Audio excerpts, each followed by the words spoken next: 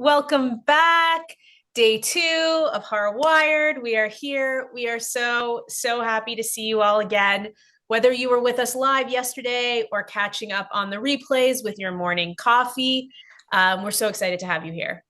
Yes. Now, yesterday was all about the future of travel tech. We were big picture, 40,000 feet, 30,000 feet, whatever you want for your altitude. The innovations, we were talking about the innovations and the way they shape the way we work. And now today we're going to be zooming in on things and making it practical, approachable, hands-on. So Shayna, tell us a little more about it. Oh, well, thank you, Steph. Our theme today is mastering tech for your business, and it's about turning tools into results. So we all know how easy it is to collect tech. You've got your CRM, your itinerary builder, your marketing platform, your accounting software, and about 16 or 60 tabs open at once.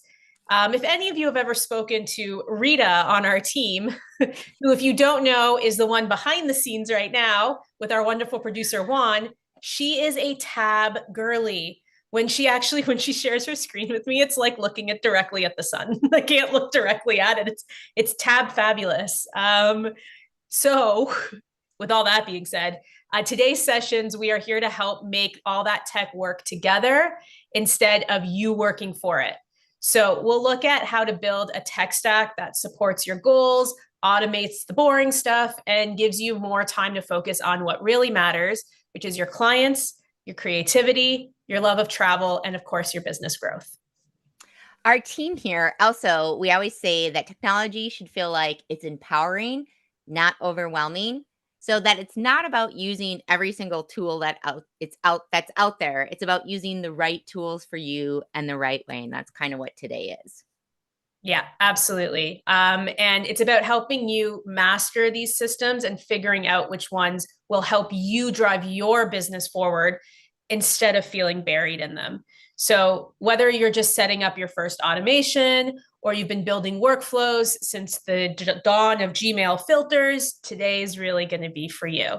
So before we dive in, I want to take a quick minute to thank our incredible sponsors who help make HAR Wired possible. Our weekly sponsors, yeah, we love them. Cruise Planners, GRN Connect, Travify, who you will be hearing from today, Incentive Connection Travel, and PTN Travel. Thank you so much. Now, just a quick reminder to keep that chat lively, everybody, because we are here behind the screens all day long and they keep us busy. So let's try right now with a little practice. Shayna was talking about tabs. I'd love for everybody to put in the comments the most amount of tabs you think you've ever had open. And Rita, we definitely want to hear from you as well. So type that in the comments. And just a reminder, if you are watching this recorded and you're wondering, we talk a lot about throwing links in the comments. There is a live comments area that you have to turn on. If you're on mobile, you have to swipe. It's a little bit challenging to find, but they are there. So just Google it and you'll be able to find it, or you can drop a note to us at HAR and we'll walk you through it. So, yeah, also don't forget to use our hashtag, which is HAR Wired. And we'd love to see what your setups are. Send us pictures of your fur babies, helping you watch HAR Wired. Any of your notes in action, we want to hear all of it. Yeah. Thank you, Steph, for asking everyone to tell us how many tabs they have open. Now I can't look directly at the comments because that is going to overwhelm me. Don't get me wrong. I have tabs open. I just love, there's nothing better than the feeling of closing them, I have to say. Interesting. I know. Yeah. Just a little, wait, what? What are you talking about? All right. In better news, yesterday we introduced our little APPetizer segment, which is a quick bite-sized tech tip to kick off the day. And honestly, it was such a hit that we couldn't resist bringing it back again. Today's APPetizer is another small but mighty idea from one of our advisors with one of our weekly sponsors, Incentive Connection Travel. But before we share that, we have our keynote. So to kick off day 2 of HAR Wired, we have an incredible keynote lined up. Someone who truly embodies today's theme of mastering tech for your business. Today, we are all so excited to welcome the amazing Jessica Patel. Jess brings such a unique perspective. She's spent years at the intersection of tech and travel, helping companies streamline processes, strengthen systems, and build the kind of operational backbone that allows creativity and innovation to flourish. She's worked with Expedia Group as an SVP of innovation. Man, I can't get my words correct. American Express, TripArc, has been an advisor for many travel tech startups, and is currently with the BSI Group. Great, great. So today she's going to be sharing more with us about sustainable travel tech, how going green grows your business, which if you've tuned in for Host Week or any of our past events, you know that that's always something that's core to HAR is we like to throw in how your business can be more sustainable. And for this is really exciting because companies that are leading the charge on adopting technology, especially tools that operate businesses in a more sustainable way. So think about like UPS. When UPS came up with the programs or bought into programs that made it so that when they're doing their neighborhood dropping off of packages, that they're doing it the most efficient and gas efficient way possible. So things like that are a winning business model for the value aligned clients. So for those of you that are travel advisors, people that really care about where their money is going and sorry, I got distracted. I looked outside and we've got beautiful fall leaves, which I hadn't noticed. So, so being able to credibly prove your commitment using tooling, automation, and certification is key to demonstrating that your impact. So these are things like, being aligned with ATTA or getting involved in organizations like that are more focused on sustainable travel. But this session will review the tools you can use, how to prove to customers that you're taking the right actions, and the benefits of operating sustainably. I am beyond excited. I'm not that excited I'm excited that the trees are still green as I look outside. I do love me some fall colors. I am a fall baby in terms of, say, when I'm born. Oh, hello to my other baby, Orion, back there. I know. Yeah. Aw. I am really excited. We have an incredible keynote sponsor today. I might be a little bit biased. It's Tourism Cares. So if anyone here doesn't know about Tourism Cares is a nonprofit that is uniting the travel and tourism industry to use business as a force for good. Steph and Har have been a member for many years, and I sit on their board currently. Through programs, events. She's actually the chair of the board. Just toss that in there. But go ahead, Shayna. Sorry. Yes, that's right. I'm the chair. But we have an incredible board. And Tourism Cares, through the programs, events, and partnerships, they really help companies and professionals connect purpose with impact, from community tourism initiatives and sustainability efforts to local impact projects around the world.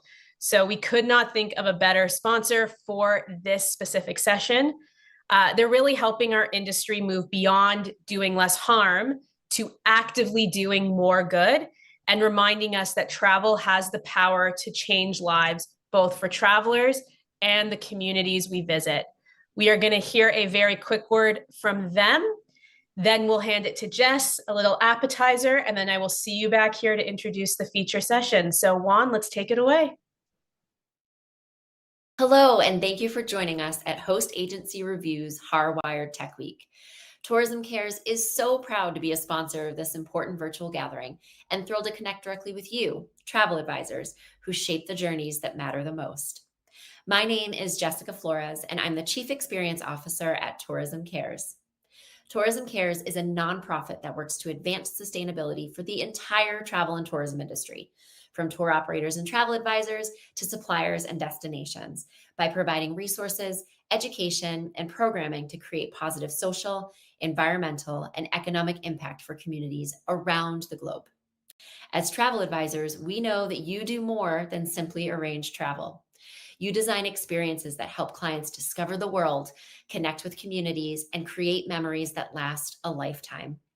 With every itinerary, you have the opportunity to make travel more meaningful for both your clients and for the destinations that they visit.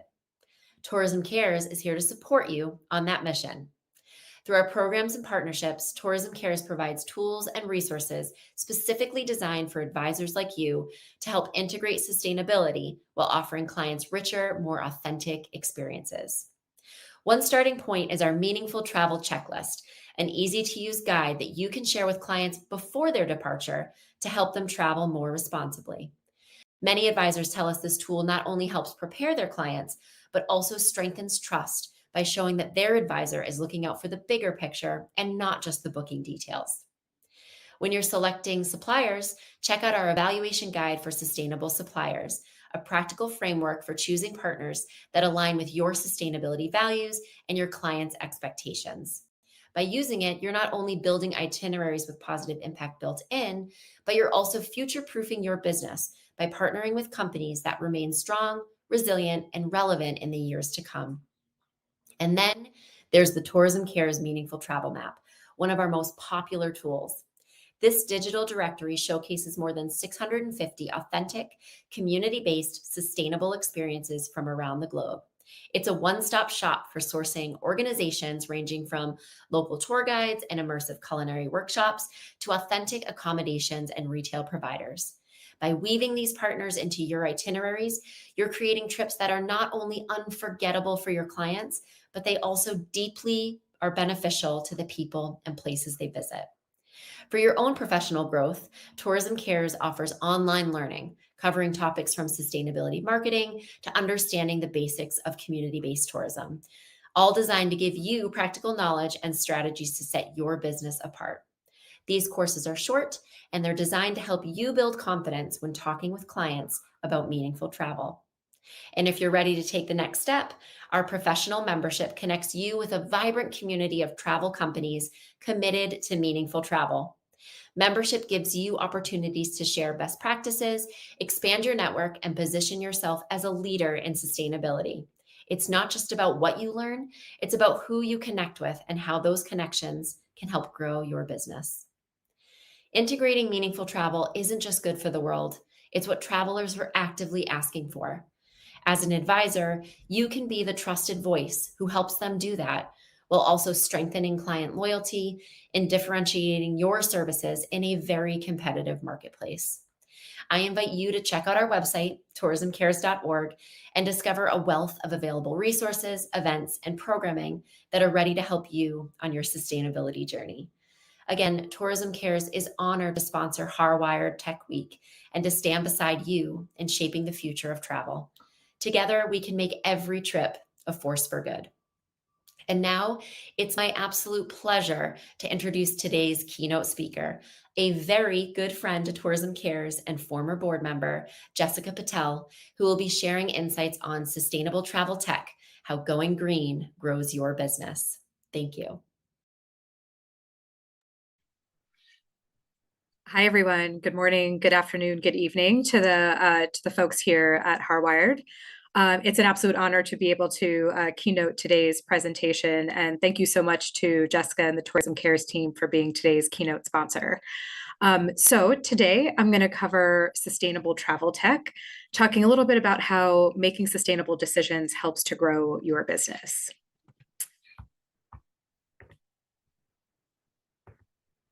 There we go. Just a little bit about the agenda today. So we'll talk about the business case for sustainability, talk about the role of technology in your journey, the role of standards and making sure that we're helping you choose the best suppliers that are not just greenwashing, but truly walking the walk in terms of sustainable decision making, and how to get your team prepared as well. And then we'll make sure we're leaving some time for questions also. So a little bit about us. I thought I'd share a little bit about my background. I started off in financial services and spent a number of years in the travel industry. So huge thanks to Shayna for kind of bringing me home, if you will, to the industry that I love here. A little bit about my time in the travel industry. So I worked on some travel payments technology when I was at American Express. I worked on, for those of you who have ever flown with the mobile passport app here in the United States, I was the chief revenue officer of a company called Airside that invented that app, as well as some privacy-based digital identity in the travel space. So if you've ever used face matching to board your plane, also a type of technology that I've worked on. I used to lead innovation at Expedia Group. And most recently, prior to BSI, I was with a company called Navigator. For those of you who are familiar with Ensemble or Travel Edge, I'm sure there's some participants from those organizations here today at HAR Wired. I used to lead the ADX technology there, and I think there's many users of that group from Ensemble and from Travel Edge. In addition, I have some board service experience kind of at the intersection of sustainability and travel as well. So worked on a travel planning startup called Via Hero and advised on a startup called Tour Amigo that does technology for tour companies. And of course, as just mentioned in the introductory portion of this, I did serve on the board of Tourism Cares for 7 years. It's actually how I met Shayna. And I also did some volunteer work with the National Cancer Center and Ileana. More importantly, I wanted to share a little bit about the organization I've joined since leaving travel. So I work with the British Standards Institution now, and we're nearly 125 years old. We operate by a royal charter, and our entire goal is to make a positive impact on society. So our mission is to accelerate progress toward a sustainable world by partnering with clients and stakeholders to deliver solutions to society's biggest challenges. And sustainability is really at the core of what we do. And so we're working on some of the biggest challenges, including climate change, including creating trust in digital solutions, reducing and eliminating exploitation in supply chains, ethics in AI, and much more. We work in alignment with the UN Sustainable Development Goals, as I know Tourism Cares does as well, and many of your organizations do. And we work across every industry globally with solutions ranging from standards development to consulting and assessments. So a little bit about sustainability. Hopefully, all of you are familiar already with the United Nations Sustainable Development Goals. The 17 of them are listed here. And one of the things I always found so inspiring and engaging about my time in the travel industry is it's truly one of the only industries I can think of that has the ability to impact all 17 goals. The work that we do is environmental. It touches individuals in terms of the employment opportunities that we provide in every nation to which we bring travelers. It helps with environmental sustainability, good jobs, and so much more. So take a quick look across all 17 of these, but I really think it's incredible the role that the travel industry can play in reaching every single one of these goals. So what's the business case for sustainability in your business? There's a handful of opportunities here. So first is the eco-friendly shopper. I think we're all familiar that there's a rising demand within consumers to look for eco-friendly providers. We know tourism has an estimated 8 to 9% of global emissions, and yet even though individuals are very eco-friendly, it's also the case that they love to travel the world, they love to build those connections with local communities, and there's a lot of ways in which bringing travelers to a variety of destinations is creating healthier communities, to the point of the last slide.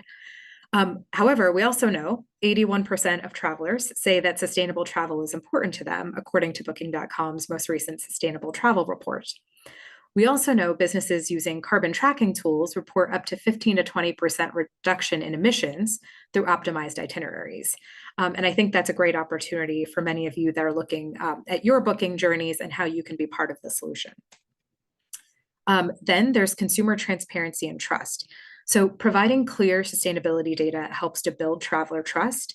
I think we're all familiar too that there's a lot of greenwashing out there and different kinds of providers. And so travelers are really looking at which providers can they trust, what data can they trust. Everyone's trying to claim to be environmental, but can they really believe that what you're providing to them is in line with their values? 73% of consumers reported that they're likely to choose brands that share sustainability data openly. And we'll talk a little bit about how to build that trust in a couple of slides. 64% of travelers say that they would pay more for accommodations with verified eco certifications. Again, we'll talk a little bit later about what kinds of certifications are globally recognized, and therefore any traveler in any location can trust that it's truly an eco-friendly location. Then we can look at corporate sustainability priorities, right? So this may be your organization, this may be organizations that you do business with, and we know many of you are also serving B2B travelers, corporate travelers, if you will, and they have sustainability and carbon reduction goals also. So corporate clients are demanding measurable, because they do have those carbon goals, measurable environmental performance in their procurement decisions. We're seeing an increase of a demand for sustainability metrics within RFPs as well, with GBTA actually recently reporting that 90% of global corporations are now including sustainability criteria in their RFPs. And then ESG compliance is a top 3 priority for corporate travel managers, according to a Deloitte report from a couple of years back. And finally, efficiency. So green technology adoption helps to drive operational efficiency and cost savings, as well as stronger stakeholder relationships. According to McKinsey, companies adopting green tech reported up to 30% cost savings from energy efficiency and reduced waste. So this is an incredible thing, not just in terms of your top line and being able to attract more travelers, but actually in terms of cost savings as well. And then there's sustainable practices that improve stakeholder trust, leading to 20% higher partnership opportunities. And we know, for those of you who are responding to RFPs, for those of you who are seeking certain categories of suppliers in your own supply chains, that those that can report verifiable data are going to help to make your buying decisions. So let's look at stakeholder interests. There's a number of stakeholders to consider as being aligned with your sustainability priorities. So there's your company. There's a variety of reasons that your company may want to make sustainable decisions, including risk management and healthy supply chains. We know, in particular, in the travel space, some of the considerations in it beyond environmental and carbon measurement are also making sure that we're doing the best that we can from an anti-human trafficking perspective as well. From a compliance point of view, this varies by geography, right? And again, we have one of the most global industries that there is here with the travel space. And depending on where you're operating your business, environmental regulations as well as local reporting requirements may come into play. Investors. So there's an increasing number of investors who are seeking to specifically do, whether it's from a consumer perspective, giving their money to ESG aligned organizations, and that's being measured increasingly by investors, investment firms, but also de-risking their investment. So as investment firms look at where they're putting their money, they're looking at the companies that have actually really taken climate change into account in their day-to-day operations and making sure that they're placing their money in organizations that they believe are financially sustainable. Because if they're de-risking from an environmental impact perspective, they have more long-term runway. Employees. There's a ton of research around the fact that especially the more recent generations, Gen Zs and millennials, are increasingly looking for employers that are value aligned. In particular, do they have well-being programs? Are they environmentally aligned? Do they give back to the communities? Are they having healthy employment practices and things like that? Employees want to feel good about where they're working and make sure that their values align with yours. And finally, customers. So as we discussed on the last page, we're seeing an increase in consumers that are making values-aligned purchasing decisions. And increasingly, there's research around that being particularly true in the travel space. So similarly to those points, what are the risks of inaction? Regulatory and legal risks if you haven't complied with local regulations. Reputational damage. So if there is any loss of trust, if there are any environmental issues, there could be backlash, and we see organizations that go viral for having some of these challenges. Missed market opportunities, where eco-conscious travelers or providers are unable to do business with you because you haven't proven your sustainable business practices, and limited partnerships and growth. So what is the role of technology in all of this? There are a variety of ways. I've touched very briefly here because there's so many ways that technology could be aiding you in your sustainability journey. But I wanted to give you just a small handful of ways that we see travel companies in particular leveraging technology as part of their sustainability approach. One is carbon footprint tracking. So there's a ton of great tools and carbon calculators. I have a few of them actually listed on the next page that are allowing for measurement and reduction of environmental impact. Increasingly, we're seeing that travelers really appreciate it when this kind of information is available to them in their booking journey. And we're also seeing an increase in organizations like OTAs, many of which some of you either might be leveraging as your tech platform or maybe competing with, that are offering these kinds of technologies. And it's important that we're all keeping up in terms of what our traveler demands are. Digital supplier audits. So platforms enable automated sustainability assessments, ensuring partnerships with eco-certified hotels, airlines, and more. Smart route optimization. I think this one is very cool. There's some great APIs that are starting to get integrated into your booking technologies that do AI-driven itinerary planning. It not only optimizes your routes and helps you with your scheduling, but actually if you're looking to do sustainability aligned itinerary planning, it can look at itinerary arrangements that are reducing your fuel consumptions, reducing your overall carbon footprint, and optimizing your routes to make sure that you have the most carbon optimized, if you will, itineraries that you're offering to your travelers. Paperless operations. So digital booking systems, e-tickets, and more allow for your operations to go paperless. Increasingly also with a more digital world, we are noticing that just from a convenience perspective, travelers are looking for this also, but truly there is a reduction in your footprint as well.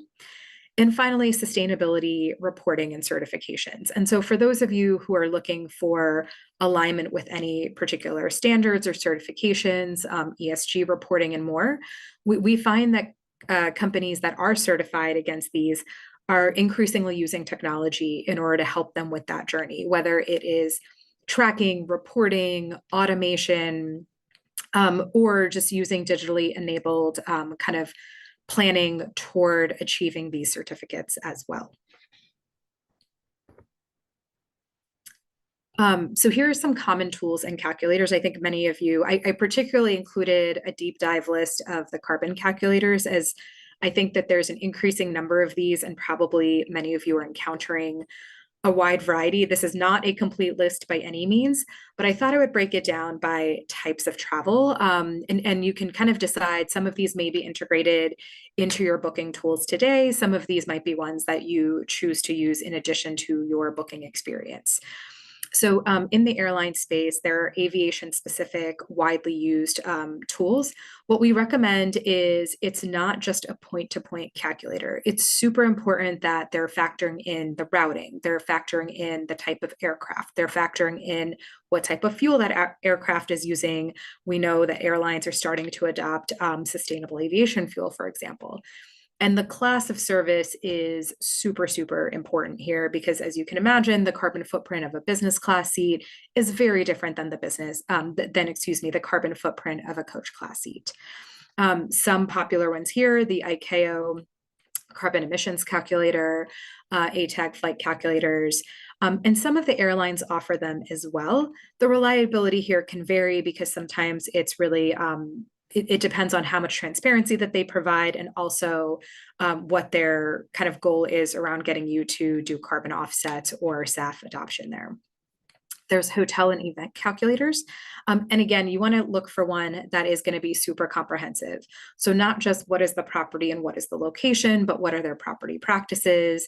Are they considering food and bev? Are they considering some of your amenity usage, things like that? And one example here is the Denver event travel calculator. And finally, multimodal. And I think this one is super important for the crowd here today, in that many of you are working to support business trips, are working to support tours, are working to support cruises, and other factors, other types of travel that have more than one of these elements. And it can be really difficult if you start to use different calculators for different elements of the trip. So using multimodal calculators can be super helpful. There's different frameworks, and we'll go over what 14083 is in a second, but some calculators aligned with that. There are business travel calculators, and I know that some of the TMCs have worked to integrate carbon calculation into those booking journeys as well. So when you search, you can see what your impact is. And some of them will even go as far as to suggest to you a lower carbon alternate flight, which is great, or alternate hotel and so on. And then APIs and integration. We talked a little bit about how some of these are getting integrated into the tools that you're using.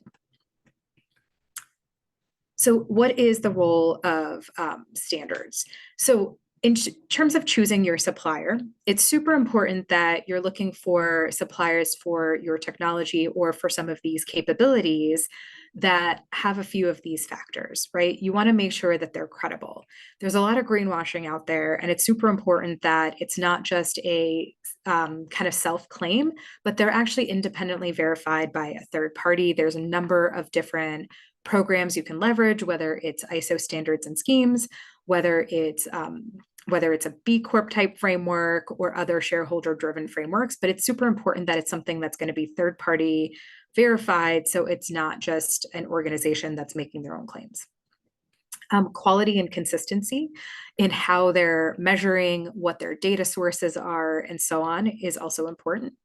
You want a risk reduction that's reducing greenwashing risks and making sure that you're looking at what are the claims, where is that data coming from, market advantage, right? So there's certified travel suppliers, and you guys can look at who has alignment with some of these within your supply chain, which is going to help you with your own sustainability journey as well.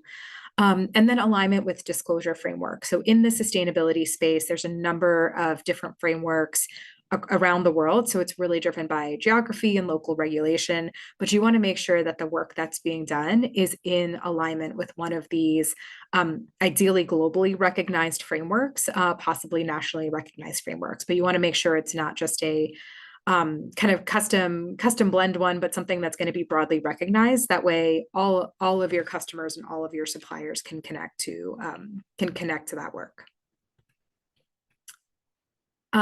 And then benefits of being a certified supplier, right? So this kind of works both ways. You want to be looking for suppliers and technologies that are staying true to these principles, but your organization may also want to have certification. So as you're looking to sell, especially particularly in the B2B space, but increasingly kind of marks of trust are important in the consumer space as well, that you're going to also experience these benefits. So there's you want to make sure that there's credible, sustainable endorsements. Again, make sure that you're not accused of greenwashing, building consumer trust.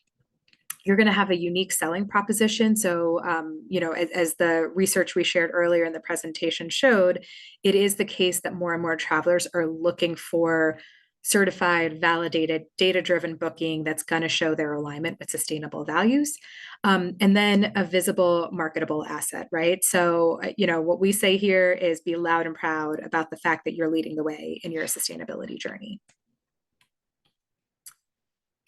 So here are some certifications to look for. And so I kind of broke it down into 3 types of categories that could be relevant for you.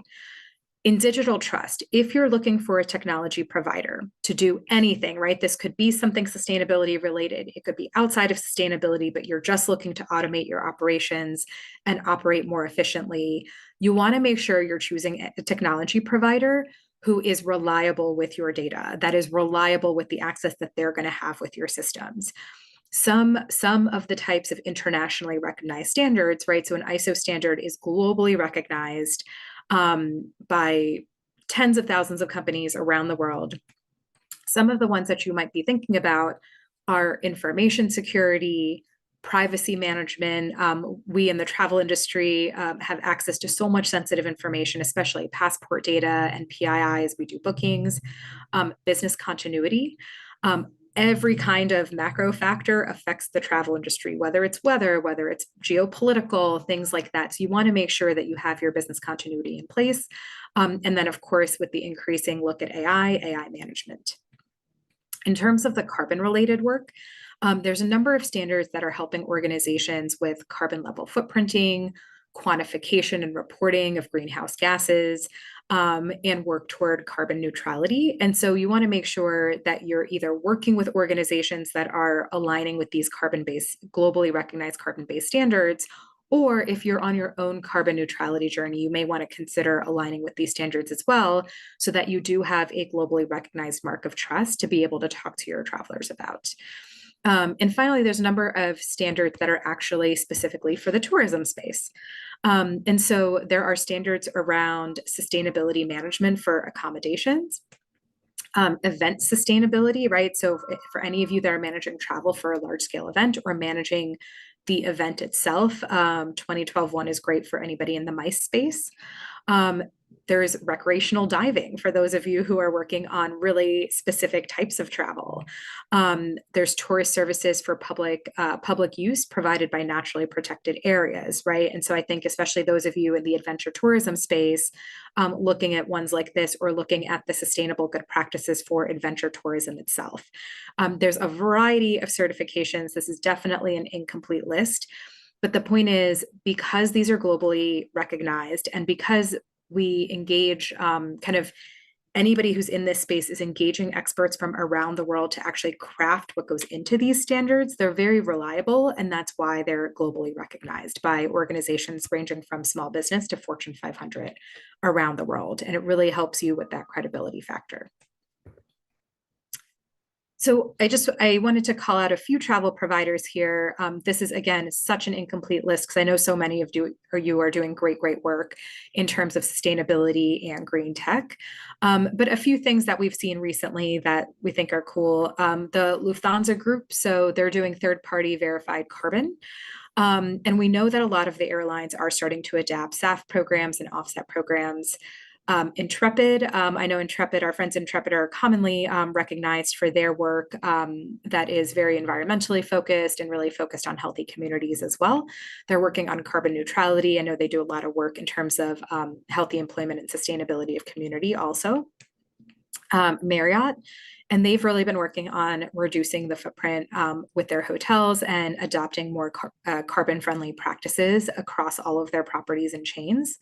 And then my former employer, Expedia Group, has been doing a ton of work, whether it is kind of enabling more accessible travel, whether it is making travel more accessible to increasing populations around the world, or reducing their emission factors and working on their carbon neutrality. So preparing your team. What we recommend is comprehensive staff training. It's super important that everyone across your organization understands how this works.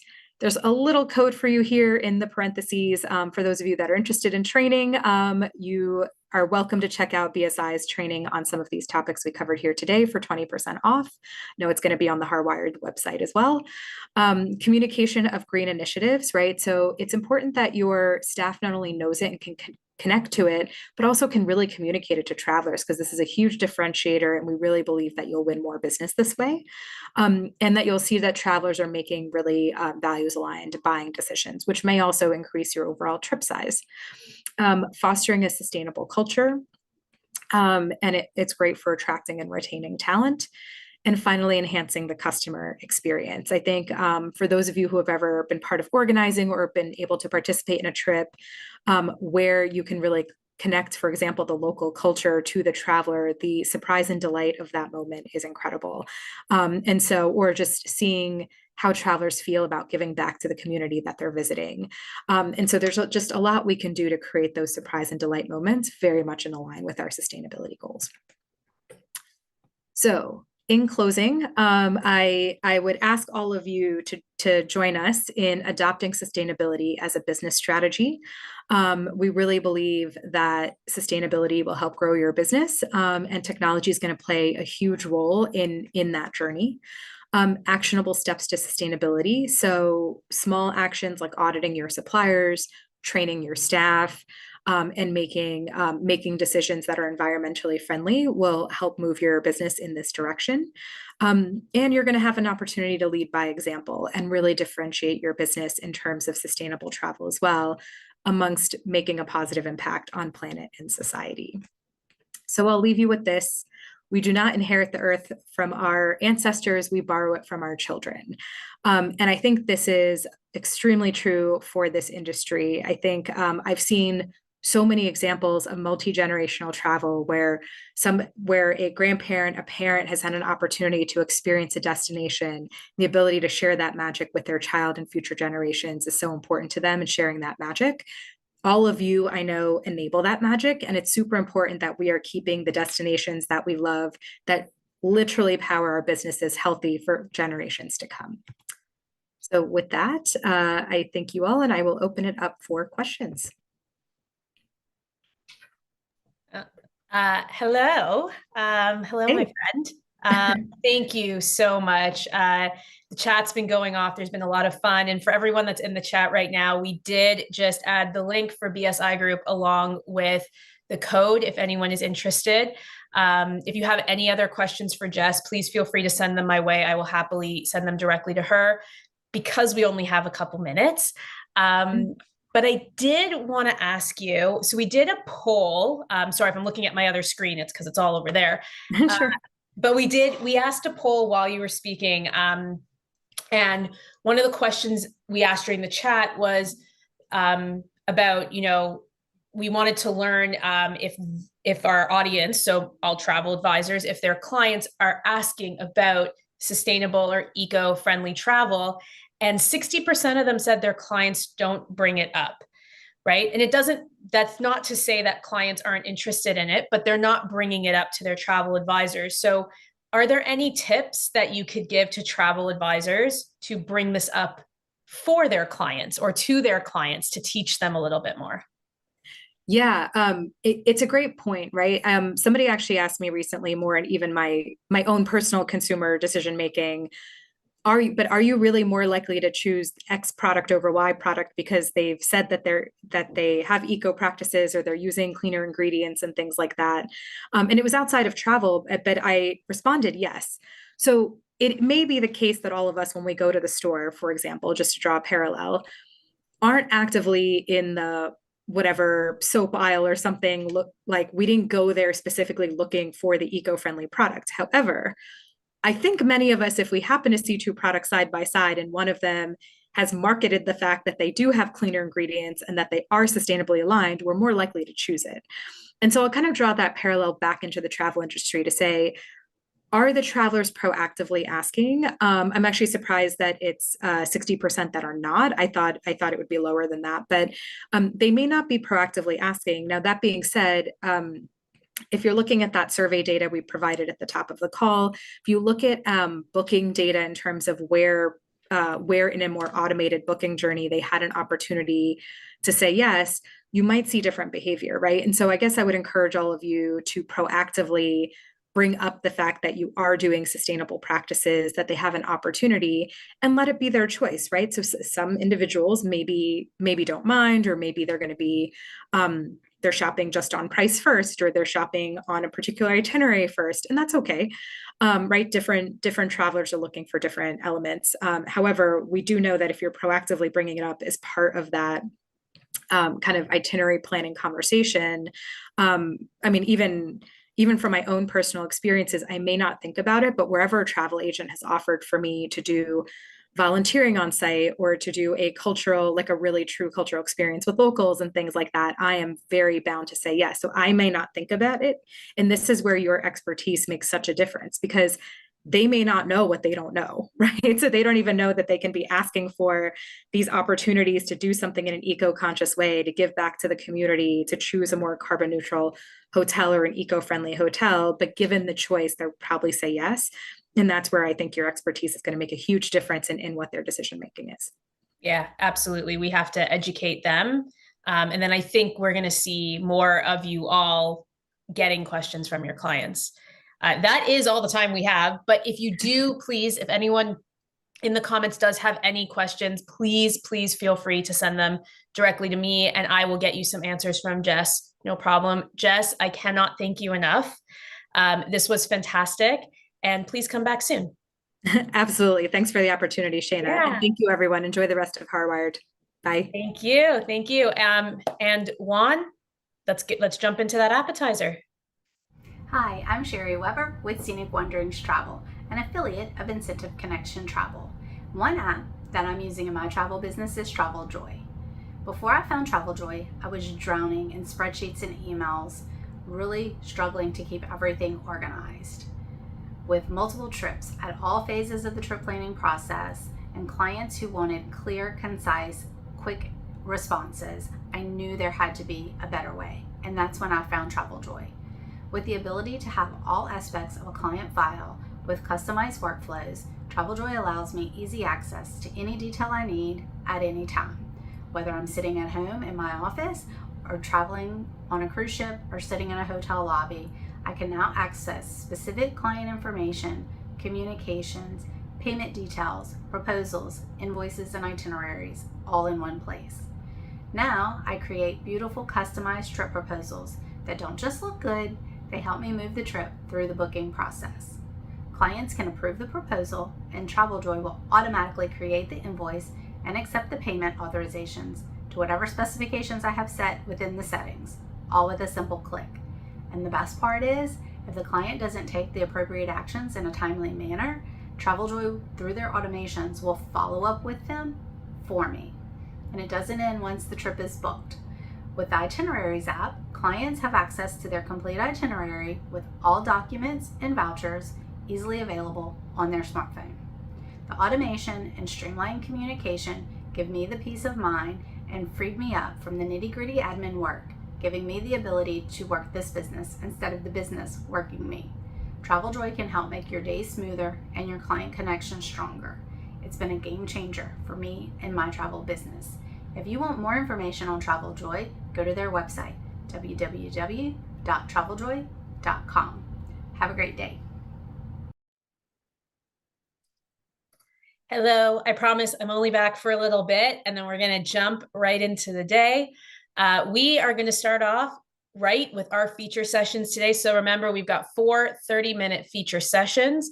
So you all know Travefy. They are joining us. They're going to be our first feature session of the day in a few minutes for work smarter, not harder, practical automation tips for travel advisors. This is going to be a good one.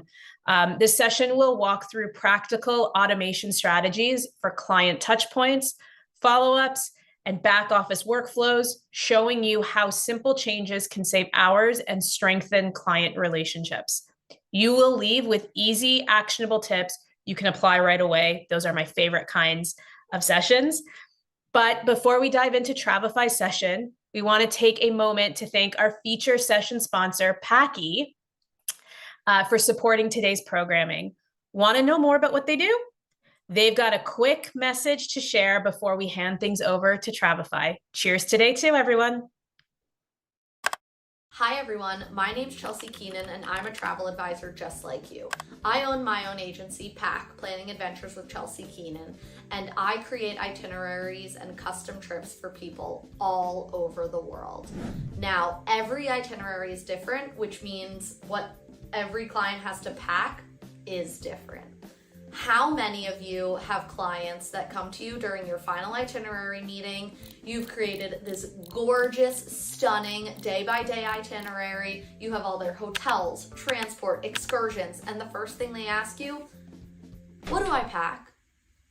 Seriously, for me to put together a packing list for all of my different hundreds of trips to all of the different locations they're going would take me hours and hours and hours of more time. My friend within the travel industry created a brand new app called Packy, P-A-C-K-Y. And what it does, honestly, is an enormous lifesaver. Right now, I'm packing for my trip to Italy. And while I'm a great travel advisor, I'm a horrendous packer. This is where Packy comes in handy for all of my clients and for my trip for Italy. All I did was I uploaded my itinerary that I created for myself to Italy to Packy, and Packy came out with an entire page of not only the weather for every single day during my trip, if it was going to rain, if it was going to be windy, but within each of those days, it pulled out from the itinerary key points that I should be aware of.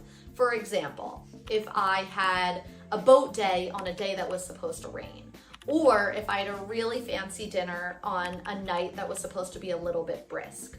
It had all of the weather and all of those points at the top. As I scrolled down, I noticed the best part, an entire curated packing list based on that weather and those particular points. So for that boat day, on the rainy day, it told me to pack a raincoat. For that fancy dinner on that brisk night, a long sleeve dress. And not only that, it reminded me that I really need to go to the bank and get my euros. Also my passport, which I didn't pack yet, so it's unchecked on Packy, and my converters.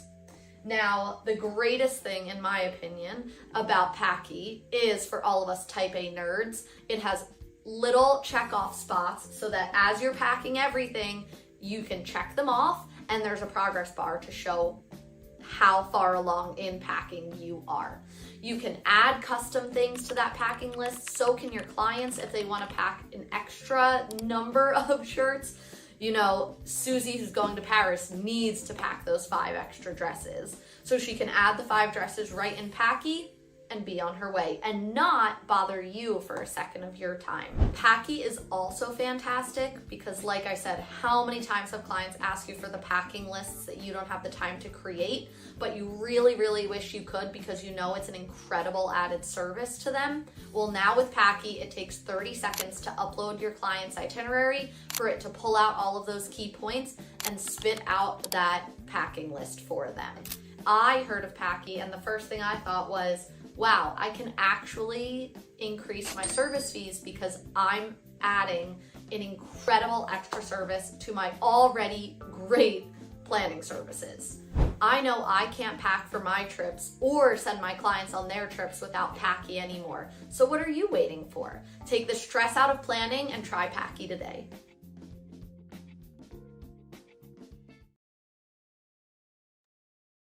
Awesome. Well, I'm excited to be here. Just to introduce myself, my name's Scott Rutz. I'm the VP of Commercial. That was a very fun little intro, and I'm intrigued with Packy. I'm going to check it out after the session. But, just to kick things off, I want to say thank you to Steph and Shayna and Rita for putting on an awesome event. I've spoken their praises before, but just love what Host Agency Reviews does for the industry in terms of proliferating, putting out knowledge, education, best practices, and we're super excited to be a part of this. But my name is Scott Rutz. I'm a part of the founding team at a company called Travify. You may have heard of us, may not have heard of us. I help run our commercial sides of teams and have helped set them up. I've been here since day one, so it's been really fun to see the industry over many, many years, starting in 2013, fast forward to now, and all of the incredible agencies and partners that we get to work with along that. Now, to jump in, if you don't know much about Travify, I want to give you just a little bit of knowledge around it in there.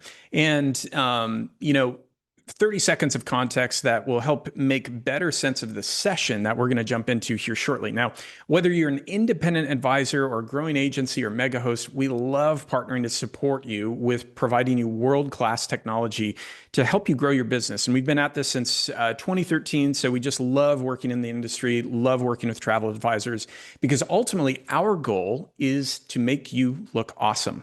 We love building tools that make you look awesome in front of your clients and help grow your business.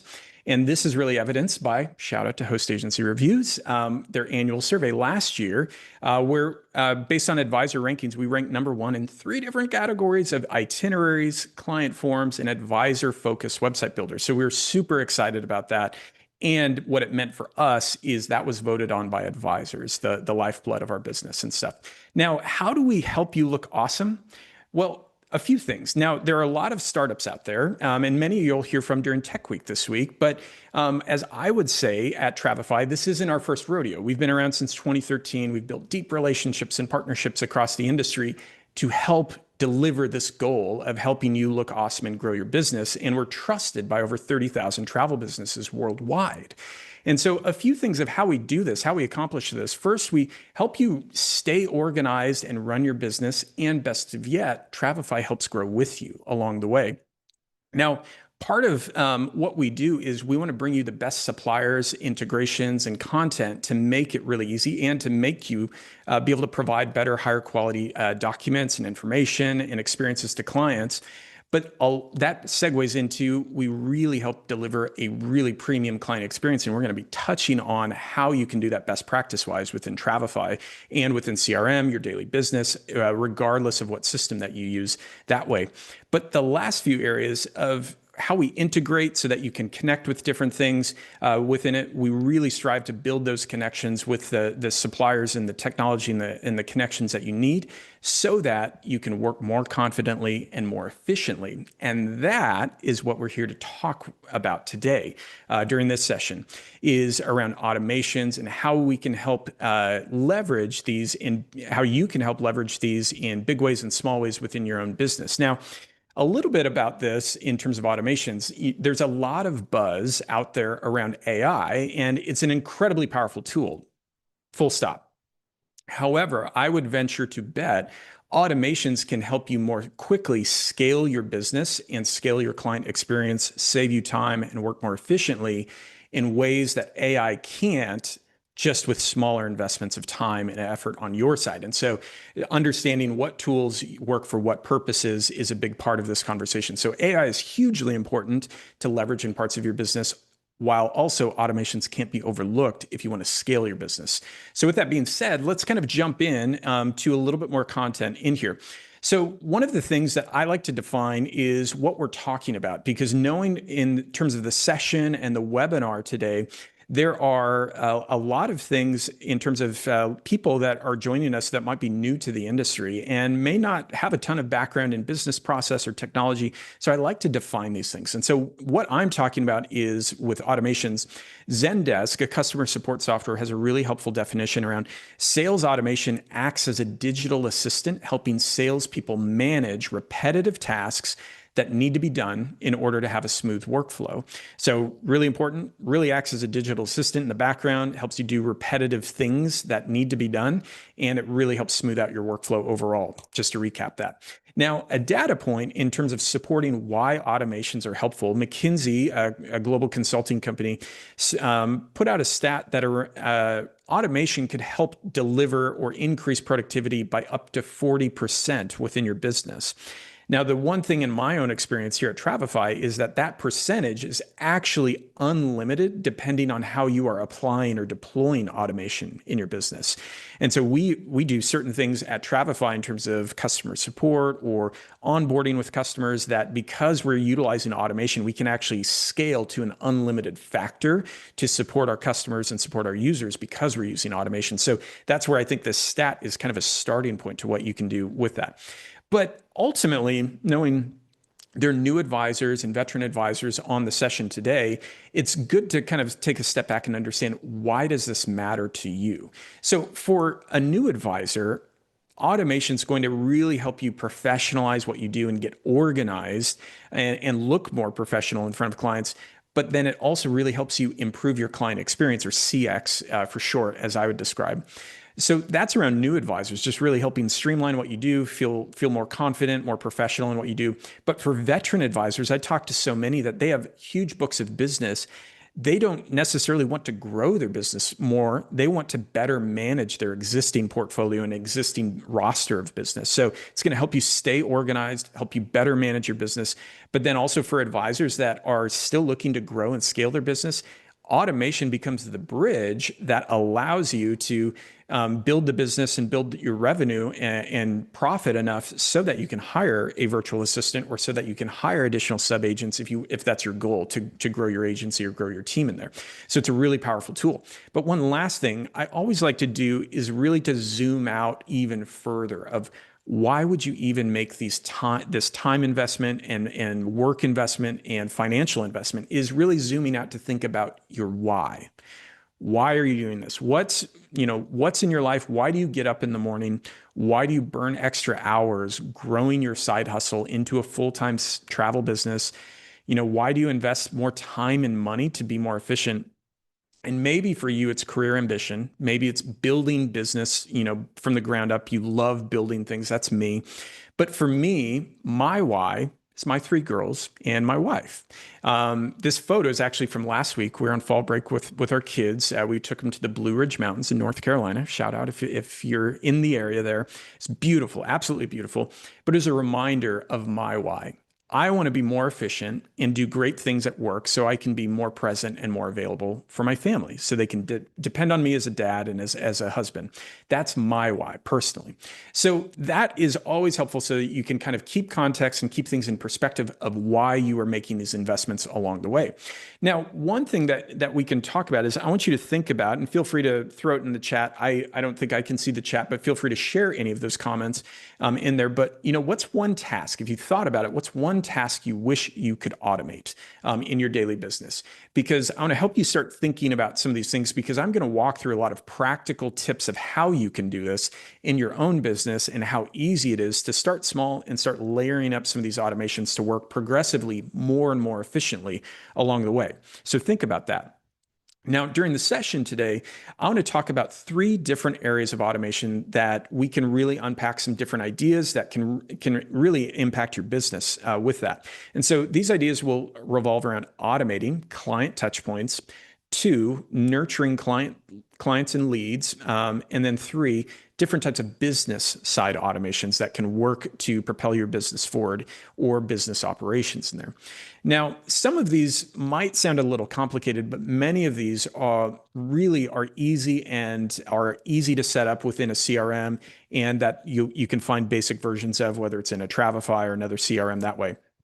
And you'll find templates along the way with that. But the first one that I want to jump in is around automating client touch points in there, because this can help streamline everything that you do and delivers outsized multiple powers of impact to your business in there. And so let's talk a little bit about that. So imagine if you could create a playbook that your digital assistant just runs that playbook in the background every single trip that you have running with your CRM in there. And in this case, I know Travefy, so those are the terms that I think in. But imagine you could automate different touch points, different information, different reminders and things for you so that you don't have to reinvent the wheel every single time you go to bat to create a trip or to plan a trip and work with a client. You can really start to automate those things and have those things running in the background in there. That's what we're talking about. We can build out that playbook and let that run in the background. You don't have to think about it, and the right information is being delivered to the client at the right time that way. So I want to give you a quick example, and a big shout out to Carrie Dixon with Sapphire Adventures. She shared her workflow with us and gave us permission to share this out just as a high level example. And you can see really quickly what that workflow looks like. Now, some of you may have similar workflows. Some of you may not have workflows. I've done some conference sessions where 30 to 50% of advisors in the room actually don't have a defined kind of planned workflow. And that's okay. That's why we're here talking about this, is how can you improve your existing workflow or start building that with automations in there. And so you can see from start to finish, step 1, she receives a client inquiry. Step 2, client info form is sent and completed. So she receives that. She schedules a complimentary consultation into a service fee acceptance and processing that service fee, sends off the proposal in step 5 into a payments discussion, step 6, and so on within there. Well, what's cool is when you start to layer this in with parts of the process that you can automate. Well, firstly, you can actually automate all of these things so that you have a prescribed workflow that you always follow, but then there are specific steps that you can actually automate the entire process of how you can actually send off client forms, and as well scheduling consultations with clients, automating the service fee processing and service fee agreement. All of those things can actually be automated within your process. So imagine if when you receive a client inquiry, you do process that initial information and then kick off that workflow, and then things just start happening in the background for you. you're still there as the pilot, but you're not having to drive the car to every point A, point B along the way. You can just make sure everything's on track and interacting with the client and focusing on that client relationship. That's the idea. Now, a second example that's similar yet different is from Dana Rubin with Dana Rubin Travel. She shared her workflow with us, and you can see some similar parts. A big difference is she doesn't, at the time she shared this, she wasn't charging a service fee in there, but you can start to see she has client qualification processes and things built into that so that it's really easy to keep the process moving, qualify clients along the way, and guide clients out that are not your ideal customer profile, if that makes sense. You're not your ICP in there. So it builds out that entire process. Now, again, once you layer in automations, you can build out that entire workflow, but you can also automate all of those processes in there. Tasks, reminders, consultations, scheduling, all of those things can actually build in to that process in there. Now, kind of summarizing and boiling a lot of this down into, I've chatted with, not exaggerating, thousands and thousands of advisors over the years. I put together this kind of example workflow that really kind of summarizes and boils down a lot of those common checkpoints and milestones that many advisors build into their process. And you can see what that process looks like with timelines and automation attached to each of them. And so there might be a few differences in terms of overall timeline within there, or if there are compliance issues. Maybe you work with a host agency, or that you're in a certain geography like in Ontario with TICO, that you actually have certain things that you have to do at certain stages of the process. You'd want to adapt that based on that. But you can start to see that overall timeline and idea of how you can start to automate that process that you've been doing, or you could layer in additional, really mature your process and level it up and layer in automation with that along the way. So a few examples within there. Now, the next area within automations that I want to touch on is how to nurture clients and leads within there. And so there are a few different practical ways that we can do that in there, and a few examples at a top level, and then we'll jump into real examples within here, is all around, sending a thank you message. And this is something that I've actually asked a few advisors a few times. And I was surprised when I chatted with some advisors that don't send a personal thank you to their clients when they return from a trip.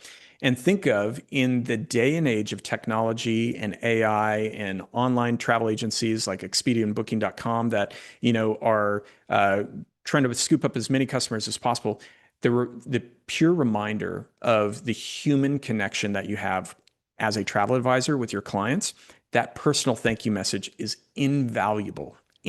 So don't take for granted those little opportunities to build those relationships and connections with your clients, like a simple thank you when they get home from their trip that way. Now, a second area would be around a post-trip feedback form or post-trip client survey. Again, you can automate the thank you message, the post-trip client survey. A lot of the CRMs, or like Travefy, has built-in ways that are ready to go, or you can customize and create a template of collecting the types of information.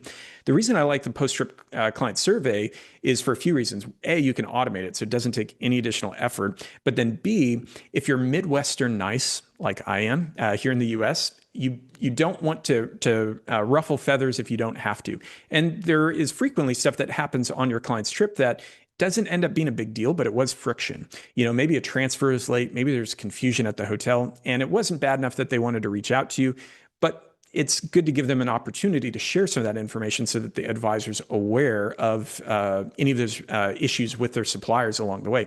So that's where I love the post-trip feedback form. There are a lot of other ways that you can leverage that. Lastly, is around a trip anniversary email. This is one of my favorite ideas, but it's not mine. I have to give the credit to Mickey Dixon, a dear, dear friend of Travefy's, and it's incredible and simple.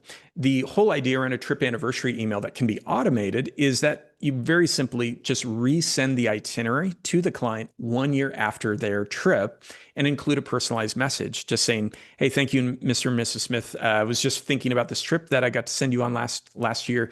Loved it. It was so much fun working with you. I'd love to work with you again in the future if you have any travel goals or travel dreams that you've been thinking about. Such a brilliant idea. Mickey used to do this manually just with calendar invites and firing off an email, but now you can actually automate that through a CRM or like Travefy or other things. And it's such a simple, brilliant, and relevant way to engage with your clients and keep top of mind with them, but just a great way to automate that. Now, another area, and I want to give a shout out of how you can nurture not just leads, but existing clients, is how you can nurture them for upsells. And part of that is really building it into the process. And a shout out to Rob Keane. And this is a brilliant idea because Rob is British, and anything that he says automatically sounds amazing because he's British and speaks with a British accent. If you meet him at a conference, you'll know exactly what I mean. But it's a brilliant idea because he is British that way. So with this, you want to build in upsells to your process. So through that workflow, through that automation. Now, a couple ideas with services like a Project Expedition or a Vider, you can get your affiliate link. You can even start to customize those affiliate links with specific destinations or specific kind of pre-curated excursions, activities, or upsells within there.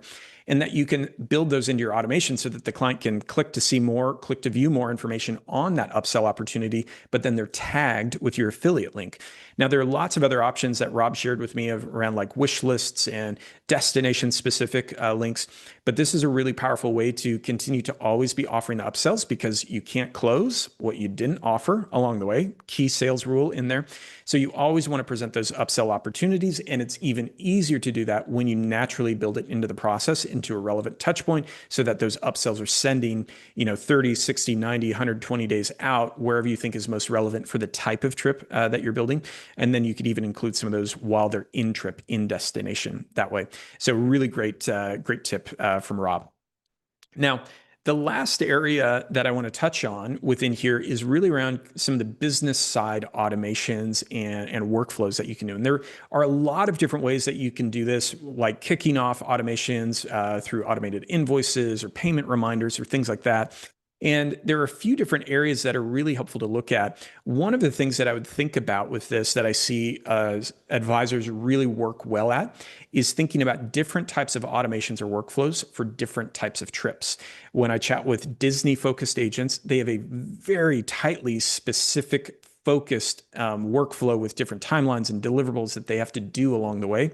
Same thing with cruises and specific cruise lines. When I talk with FIT specialists that specialize in Europe and things like that, that's another area where they have very tightly described and tightly defined workflows that they have to do, information they have to deliver at certain times within there. So think about that, whether it's cruises, all-inclusives, groups, building out those different business processes that really boil down to workflows and automation that you can run within there that way. Now, to give you an example of how this can play out in a much tighter, more bite-sized way is this example from Kristen Rodriguez. And a shout out to her. She shared this tip with us, and she runs Key to Fun Vacations. But Kristen is a great example because when she shared this with us, she has a full-time job and she does travel on the side. So she has to be highly organized and highly efficient because her job is such, she can't jump out of her daytime job every time a client has a question or something comes up along the way. So she really has to figure out how to run things smoothly, and she leverages automation to do that. Now, here's one really micro example of how this works. Kristen frequently books clients with on trips where they have activities or excursions that are not like your typical online booking service. They have tightly described and tightly timed booking windows to be able to book those activities or excursions. And so she's not available during those booking windows because they're typically during the workday. So she has to give the information to the client, automate reminders so that the clients can actually self-book those tickets, but she sets up tasks and reminders for the clients so that then they can be notified, hey, it's time to book this, jump onto this link and go book your tickets for this attraction in there. This was really valuable because it now gave her better peace of mind while she was working. She didn't have to send all these things off and worry about missing booking windows for the client, but then also gave the client more clear information and clear plans of attack of what they needed to do and when within there. So I thought this was a really, really great way to be able to leverage tasks and automations in a really valuable way for your clients. Now, this last area, and I apologize, I can see Shana in the background, but you can't see Shana at the moment. I'm going to embarrass Shana because she gave me this tip. Now, if you've never spoken to Shana, I've been around Shana in the industry for several years, and she is just one super smart person and brilliant marketing and sales mind. So if you ever run into her, she's going like this in embarrassment right now. I can see her and laughing. But if you ever run into Shana at a conference, chat her up. She's super smart, has tons of really great ideas for advisors and agencies because of her vantage point on the supplier side, on host agency reviews. She's gotten to work with so many different people. Now, one of the things that Shana shared with me as a tip that I loved is how you can start to build referrals and reviews into your automations so that you don't have to think about asking for these things along the way. So for example, with referrals, you want to time these things so that when a client returns home from a trip, you're not bombarding them with all of these things at once, that maybe 2 days after they return from their trip, that you ask for that feedback form in there. Now, in that feedback form, you could ask for a referral, or you could wait a week and then time that referral ask for them. And you can offer other things like booking credits or gift cards and things like that to incentivize a booking referral, and things of that nature in there. You could also ask for reviews in there. So glad you had a great trip. Really excited to work with you. Would love to have a review. You could ask for those reviews and then populate those onto your website, et cetera. So there are a lot of different ways that you can leverage that. The important thing here is that you build it into your process and automate it so it's one less thing. These are not things that you have to do on a human basis and take time to do. So build it into your automations. And it's a really great way to do that. So in Travify and other tools, you can access templates and different things to actually start to build out those different types of automations. This is one example from Magic Made Simple, some friends of ours, that you can actually start to automate all of those different things out there within your defined workflow in there. And so all that to say, if you're loving these ideas and you're intrigued in building your own automations, Travify has some great examples that are free. You can access our marketplace to check those out, to find templates that are free templates, free automations, free workflows that you can access. You can find them from other advisors that they've built and shared into Marketplace. But then also a shout out to some of our friends at Magic Made Simple, as well as Teak, that they have really professionally built, expertly crafted automations, workflows, templates, and things like that you can also check out there. Just want to give those tips because I usually get those questions as soon as I mention those in there. So just to wrap up a few things, we covered a few different actionable ideas of how you can start to really build automations into your day-to-day process. And what I would recommend, whether it's automating client touch points, nurturing clients and leads, or some of those business side automations, is really starting small. So if you haven't built this into your process, start small, start with 2 or 3, an automation or workflow of 2 or 3 steps in there that would be valuable to you in there of, sending off the itinerary to the client 30 days in advance, sending a bon voyage message 1 day in advance, things like that are really easy to do, and then start building out from there. Don't get too complicated right off the bat that way. But, finally, I don't want to just throw information at you. And so we want to give you some great starting points for that. So you can scan this QR code and get a digital handout, kind of a worksheet flyer, so to speak, as a takeaway from this session that has really great example workflows and automations that you can actually check out or download. And then also has some other helpful videos and resources where other advisors talk about how they've built out their workflows, their automations. So it's really, really, really helpful. So scan that QR code. I'll leave it up there on the screen. I'll bring it back here in a second. Finally, I just want to say thank you for joining my session. I know you guys are busy, whether you were working full-time in travel or whether this is your side business that you're building and growing, and you might be at your day job right now. I won't tell anyone that you're on the session right now. But there's a lot of exciting content during the Wired Tech Week this week. I hope you join more sessions and get a lot out of them. And a final thank you to Steph, Shana, Rita, and the team for putting on this incredible event. Just so much fun to be able to work with them and be, just a great friends and partners in the industry. But with that, I do want to say thank you again. I'll put the QR code back up one more time, and I will pass it back to Shana and Steph and the team. That's cool. I'm not uncomfortable at all. Okay. As I went to hide under my desk, Yeah. and then my team is, of course, in the background, making me even more uncomfortable. Heckling you. Yeah. That's why I love them. If they didn't heckle, I would not be a fan. Well, we're old friends, and I love embarrassing you. So yeah, you do a great job at it. So when you're really good at something, you really enjoy doing it, right? Yeah. So yeah, absolutely, a lot of enjoyment there. But you are a smart person, so I will say that. Oh, I'm gonna hide under my desk again. Thank you for the love. Thank you for this session. The comments were just going off about just the love of Travefy. People were asking questions and then you would go on to answer them. So awesome. You kind of already covered that, which was great. And what everyone wants automated, I would definitely highly recommend for everyone who was here, listen back, catch some of those tidbits. But Scott, that was a fantastic way to open up today. And we always know Travefy opens it up right. So thank you so much for everything. Hey. Well, Shayna, thank you. Always fun to catch up with you, even if it's for just 30 seconds after a session. I will look forward to talking shop with you at a conference at a time near in the future here again. But thanks so much for having me. This was a lot of fun. Thank you so much. All right. You know me, I love sessions around automations, what you can take and do right now. So I other than hiding under my desk when he embarrassed me, I was listening to the whole thing. So Scott, Travefy, the feeling is so mutual from our entire team. Thank you for that fantastic session. We will see you all back here on Friday for a demo. So if you do not use Travefy or do not know them well, please come back and listen to their demo on Friday.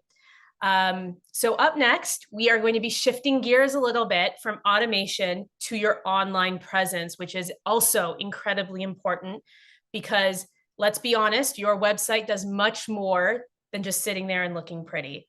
I am so excited to welcome a good friend of mine, Jane from Solstice Collective. She is here to talk about why your website is your most valuable business asset.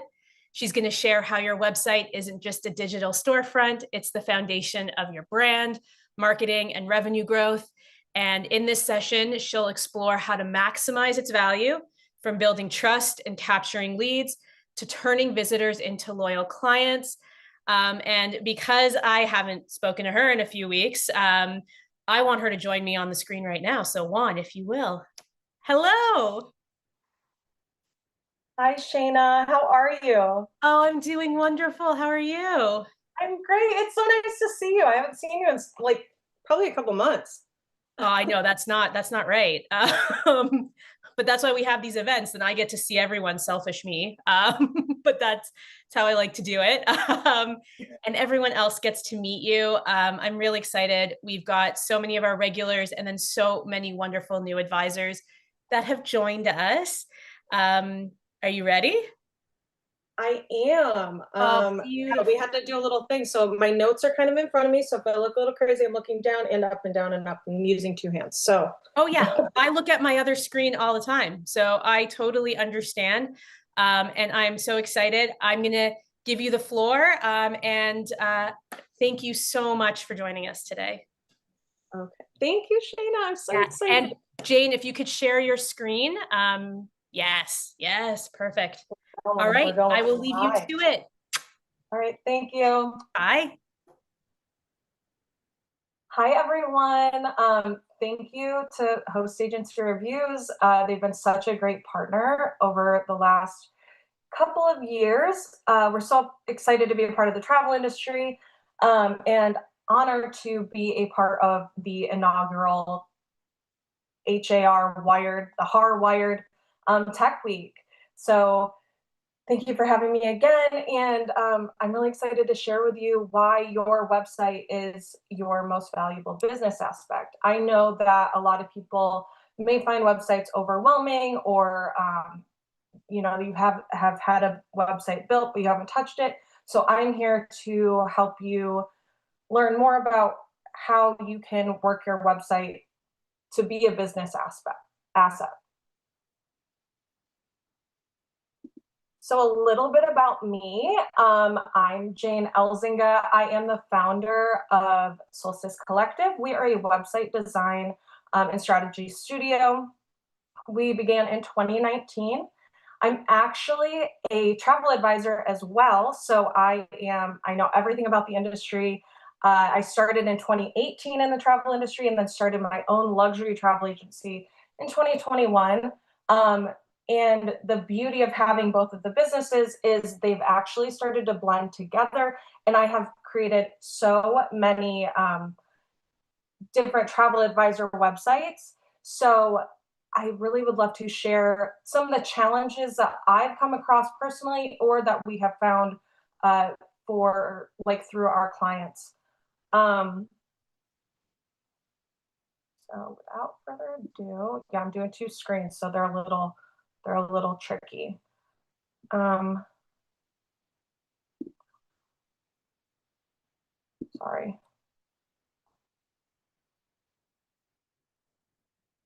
Sorry. One screen's going one way and the other one's going another. So in today's journey, we will be going over why your website matters more than you think, the unique challenges and opportunities within the travel space that we have as travel advisors and using our website, what every travel website needs, how you can make your website a real business asset, and a quick and simple actionable takeaways that you can start using today. So your website is so much more than a digital brochure. It's your first impression. I know nowadays people are more likely to look you up online than just pick up the phone. And we vet a lot of companies by their website. So how many times have you gone to look up a restaurant and you go to click on the website to see if you can see their menu and there's nothing. There isn't a website, or it takes you to a Facebook page or something like that. Not saying all of those are wrong, but as a travel company, a travel agency, it is important to have that. You're going to build a virtual storefront, and this gives you a chance to build trust before you even speak with your potential clients. Think of it more of like an online version of like your first handshake. Your website is also going to be your most reliable employee. Even if you call in sick, even if you're on vacation, even if you're on a FAM, your website is going to be working for you 24/7. Having a website that is actually built strategically for you, your niche, to showcase all of that, your business, it can educate your clients, it can qualify your clients without you even having to lift a finger. And even book your clients for you, all while you're focused on serving the travelers that you currently have or exploring the world by yourself. Your website can almost be seen as like one of your employees that is available in any time zone. That's kind of how I think of it. And a couple things that you can do are, and the biggest things in my belief, because I like things easy, is automations and how we can also implement those into our websites, which I will be going over in a little bit.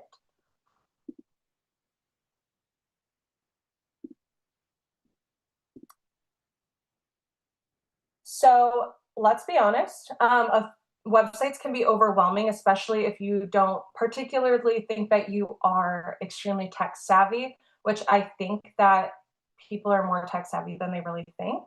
You might feel like you struggle with these tech issues, feeling unsure if your site's even working for you. A lot of people may not feel like they see the point because it's hard or it's something you have to maintain. Just adding another thing to your list. You get stuck trying to update something. If this sounds familiar, you are absolutely not alone. I would say this is 90% of our clients that come in for new websites or even refreshing their old websites. Over the years, even with my own site or creating others, I've gotten to see and experience firsthand the challenges, but also opportunities travel advisors come face to face with every day when it comes to their websites. So some of the challenges are going to be tech overwhelm. You may feel like there's just too much out there. There's too many things, there's too many options. You have outdated content, unclear messaging. This can come in the form of like too many pages. Sometimes less is more. You're not sure if it's working. It's hard to stand out in your niche or maybe in your community, or you have inconsistent branding. I know we get kind of shiny object syndrome and maybe are constantly changing our branding or wanting to rebrand. But if that's not showcased throughout your entire website, you can kind of lose people there. So some of the opportunities that we have as travel advisors, and the good news is it's rich with opportunity, honestly. Travel is such a special thing that we can all experience and get to share with our clients, right? It's experiential, emotional, personal. And that's what is a really great thing to making a website. So storytelling. You really want to take your clients on a journey. Niche marketing, so you can specialize in helping you stand out in a crowded market. Just because you feel like you do destination weddings and so do 10 of your other travel advisor friends, that's okay. There's room for all of us, for one. And two, you can stand out by having an awesome website. And then three, automation. Again, you want your website to work for you and not the other way around. So if you can strategically implement automations within your website, which is becoming easier and easier, I feel like today with all of the different, say, AI options or any of our like travel CRMs, this will really help you. Like, it's just brainless to me, I think, having an automated website, workflows and systems in place. So things that are just like website basics for us are going to be, you need a custom domain. So a custom domain that either matches your travel agency's name or a variation of it. Domains, you're not always going to get youragency.com because, as you're seeing, a lot of URLs are getting kind of eaten up. But if you do have a unique name or you have an opportunity to snag it, there's different ways that you can do it, whether it's with a dash or travel by or just rewording it. They're also coming out with .travel or .shop or things like that, .world. Another thing is having a professional email. So not just your Gmail account or anything like that, linking that to your domain. So making sure that you have, like, personally, jane@travelbysolstice.com. Having that ending makes you stand out professionally as well. Having a homepage that clearly says who you are and who you serve, so people aren't questioning, is this a travel agency? What is this? And quick call to action buttons that will make it easier for your clients to book with you, contact you, do what they need to do, learn more about you. An about page that shares not just you, but maybe even your team, your mission, and who you're serving. This is really a great chance to make connections with your clients, potential clients, past clients, future clients. A contact form that works. And I think that there is a difference between having a contact form and a booking form. I think there should always be a separate way for clients or even people who want to work with you, suppliers and things like that, to have a way to contact you that's not going to clog up your CRM or potentially just spam you where you think you're getting a lead, but then it turns into someone else. So having different ways to do that. Another way is having your booking page, which could be an embedded CRM form that you also don't have to lift a finger. Legal pages like privacy policies and terms and conditions are always crucial. I say this for any website, no matter the industry, just so people know what to expect. And if you also are selling anything, I mean, we're selling travel, so we should have all of that there and what they can expect from your website. And a huge website basic that people don't always think about is mobile optimization. And this just means that your website translates to a phone. How many of us are on the go where maybe they learn about you or somebody's talking about you and they want to be able to look you up really quick? They're not going to pull out their computer or wait till they get home. They're going to pull you up on their phone. So you want to make sure that your website is looking good there too, because sometimes when it's not, you're like, oh, well, not professional. So next is creating a seamless client journey. So one of the biggest things, and I know this is probably all of us, again, going back to kind of that restaurant situation, if you go and you look them up and say you do make it to their website, you can't find out how to click the menu. It's kind of frustrating. You're almost to the point where if you have other options, back out and look for a different restaurant. This is the same for travel advisor websites.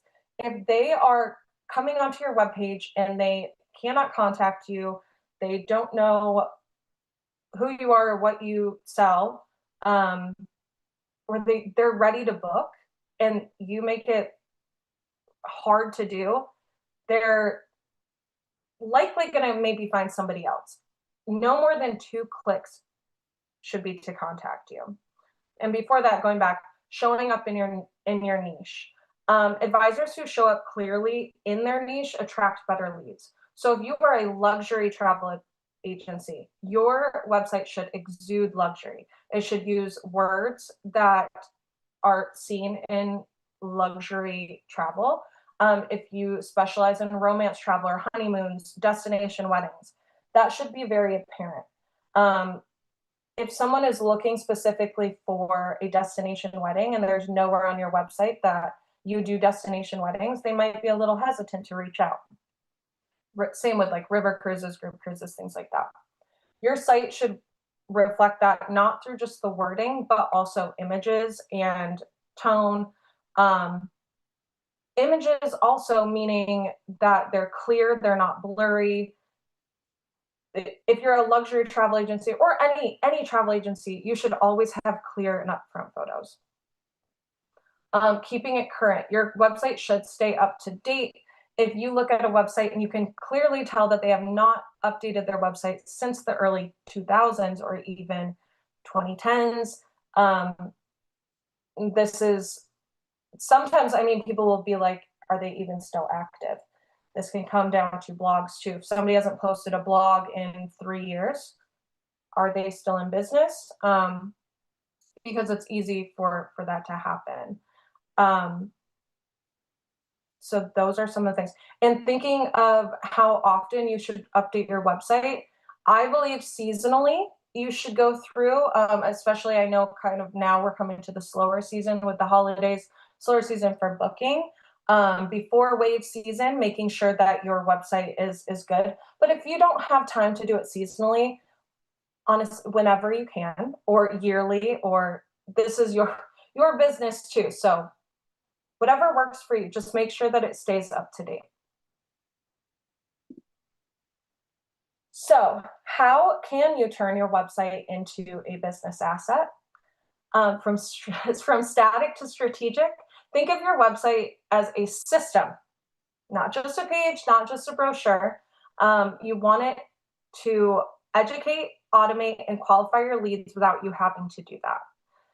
When it is set up strategically, it can do all of that for you without you having to lift a finger. Going back to, it is your 24/7 employee. You're going to be able to filter out spam and all of that. Integrating your CRM and other integrations such as your scheduler and things like that will also take that off your plate.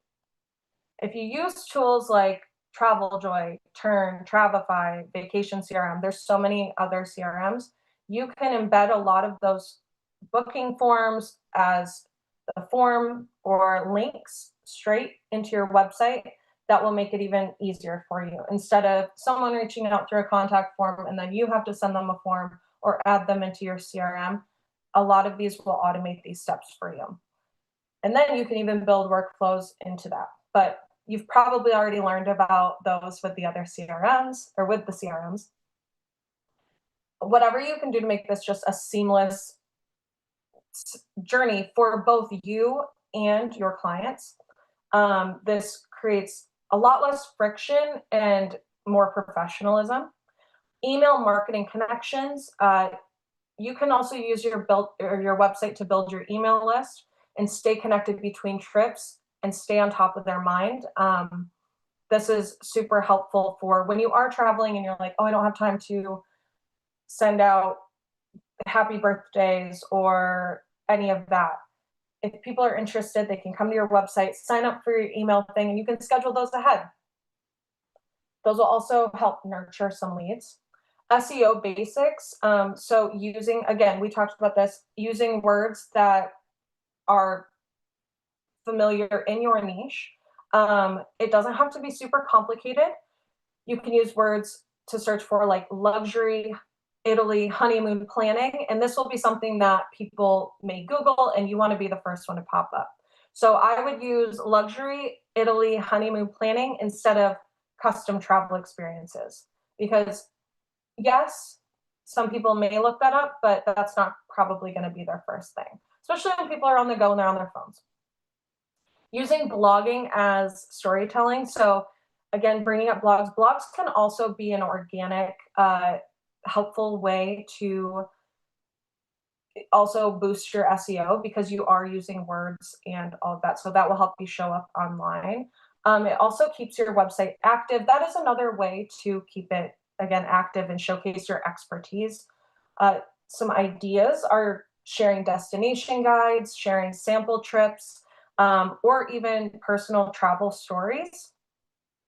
And then I didn't put this on there, but one of my other favorite things that can make your business or your website a business asset is integrating your groups into your website. So creating group pages where you can direct, say, you have a family reunion and there's going to be 50 people. Instead of having to reach out to them individually or having them all email you, you could create a group page where that is a dedicated page for that specific family reunion, and everyone can go and just book directly through there. It takes a lot off your plate, and I feel like it makes you look really good.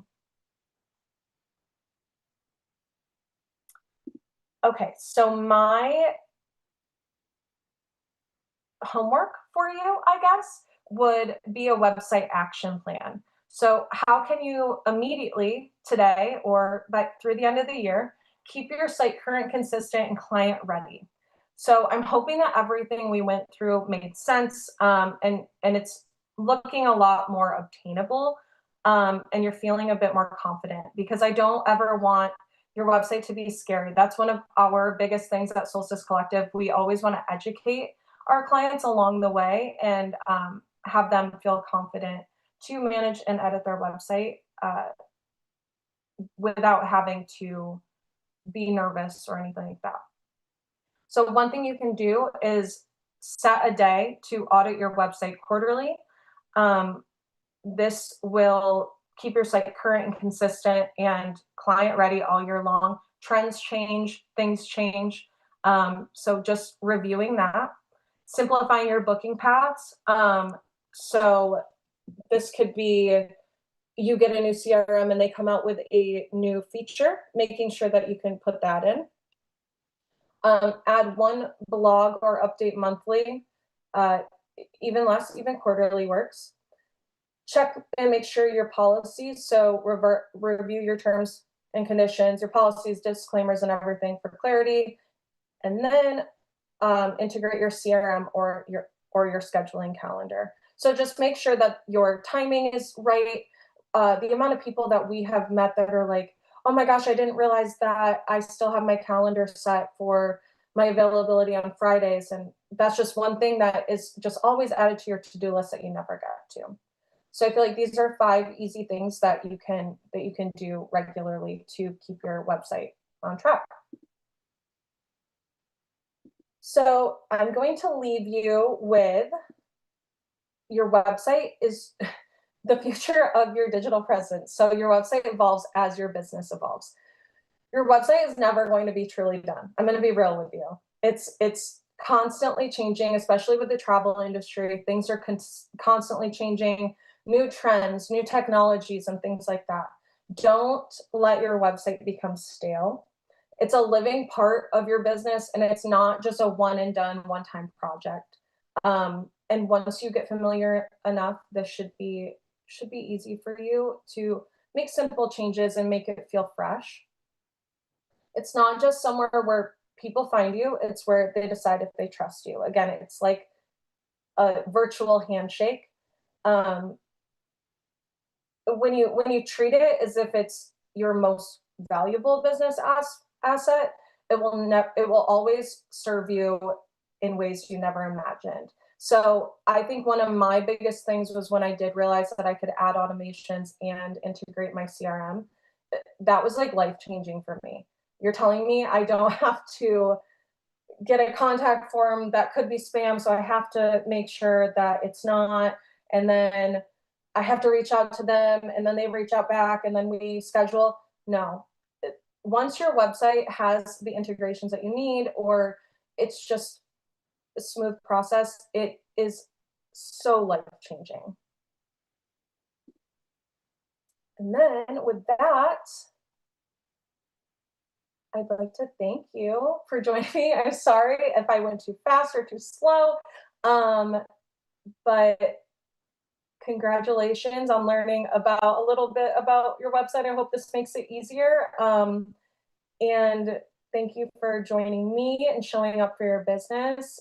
We are a part of an incredible industry, and I feel honored to have been a part of this today. I hope you guys have a great rest of your week, but I don't know if we still have time, but if there's any questions. Yes. We do. Cool. We are honored to have you. And when I say we, I mean, I do have to share, just to make you uncomfortable, some comments from the audience. Things like, oh, Jane, you are my inspiration right now. I have been so anxious for this information. That's right. Let your face get as red as Scott made. I know. Oh my gosh, I'm so there. I so needed this information. It's the whole chat is going off, and it's such a beautiful thing. So thank you for that. This has been absolutely wonderful. I think we've got time for at least one question, if not more. Is that good? Can I? Yeah, and if we don't get to them, you guys feel free to email me. It was on there, and I think they'll send it. Feel free to ask me anything. Yes, please. And we, Abby has linked Solstice, both your website, but also your directory on Host Agency Reviews. So you can reach out to Jane and the team directly from there as well. So do not worry. Worst case, if you can't find it for any reason, hello@hostagencyreviews.com, and Abby will get that off to Jane right away. Okay, so I've got a great question from Michelle asking, is there any recommendations where to start, especially for a newbie? And just so you know, we asked our audience how many of them have their own travel agency website, and 33% of those in the comments don't actually have their website up and running yet. So this is great for a huge part of our audience. Yeah, I was just talking, okay, this is weird. I was just talking to my mom about this yesterday, but the first thing you can do is literally just start. Even, Canva, you can make a website. If you're not ready to fully commit to like a full platform, Canva, you can make a website. But my favorite, and I'm very biased because this is what we do all the time, is Squarespace. I think it's very user friendly, and especially for beginners, because we know not all travel advisors are web designers, and not all web designers are travel advisors. So you can create one on Canva, I believe, but I recommend Squarespace for beginners. And also you can purchase your domains through there too. So the first step is to purchase a domain, because you need it to go somewhere.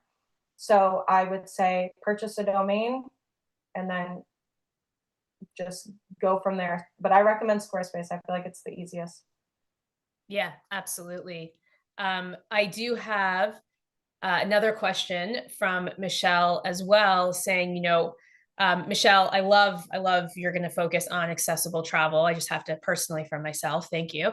But she said, if a niche is accessible travel and family travel, what types of images would you say would be good to post?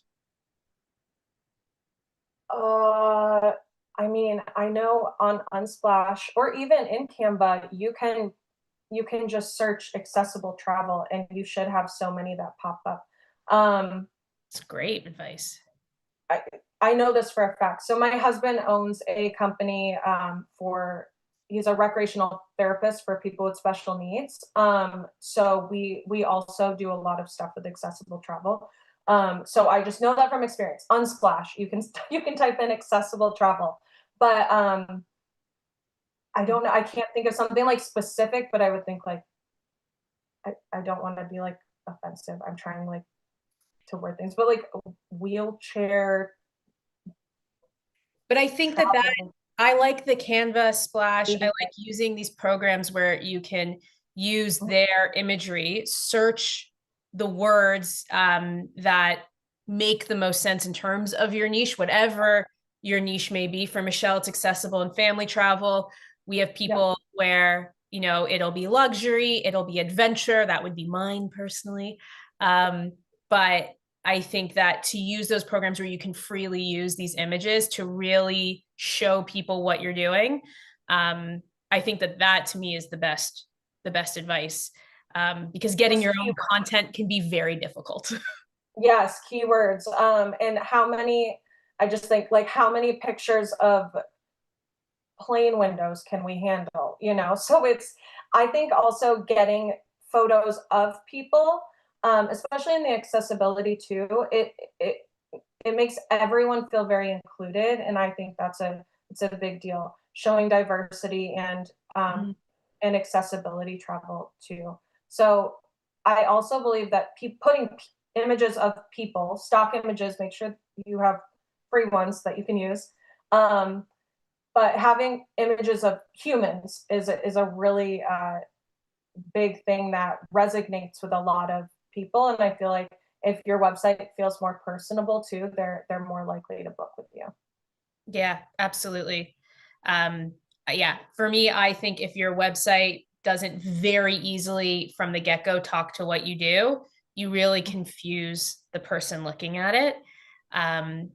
So yeah, I've actually got a couple more questions. We're going to take you over time a little bit because I kind of love the questions. So that's just what we're going to do. And are there any domain registrars that you would recommend, like Namecheap or Namecheap? I said Namecheap. Namecheap. Is there anyone that you would recommend in particular? So again, I'm biased, but Squarespace, a couple years ago bought Google domains. So those are really easy to just, because you can buy it as you're building your website, and then you can buy as many as you want. They're loaded in there. GoDaddy is a good one. Shop around though, because sometimes something could be, say, $12 a year on Squarespace, where it's $25 on GoDaddy, or it's $12 on GoDaddy and it's $16 on Squarespace. So you have to shop around. But I do like Squarespace just because they purchase Google domains. Yeah, absolutely. Are there any, for our audience, are there any sites that you've worked on that they can go check out?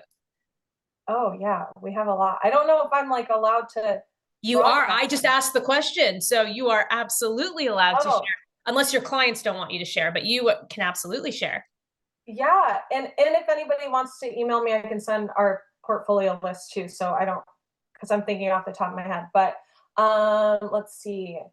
And shout out if you're in here, all of you, any of you. Type A Traveler, Go with Gray Travel, Care Signature Travel. Those are all I can think of. I'm really nervous right now, if nobody can tell. You can't. You really can't. Not at all. I'm terrified. But email me and I'll send you send you the list.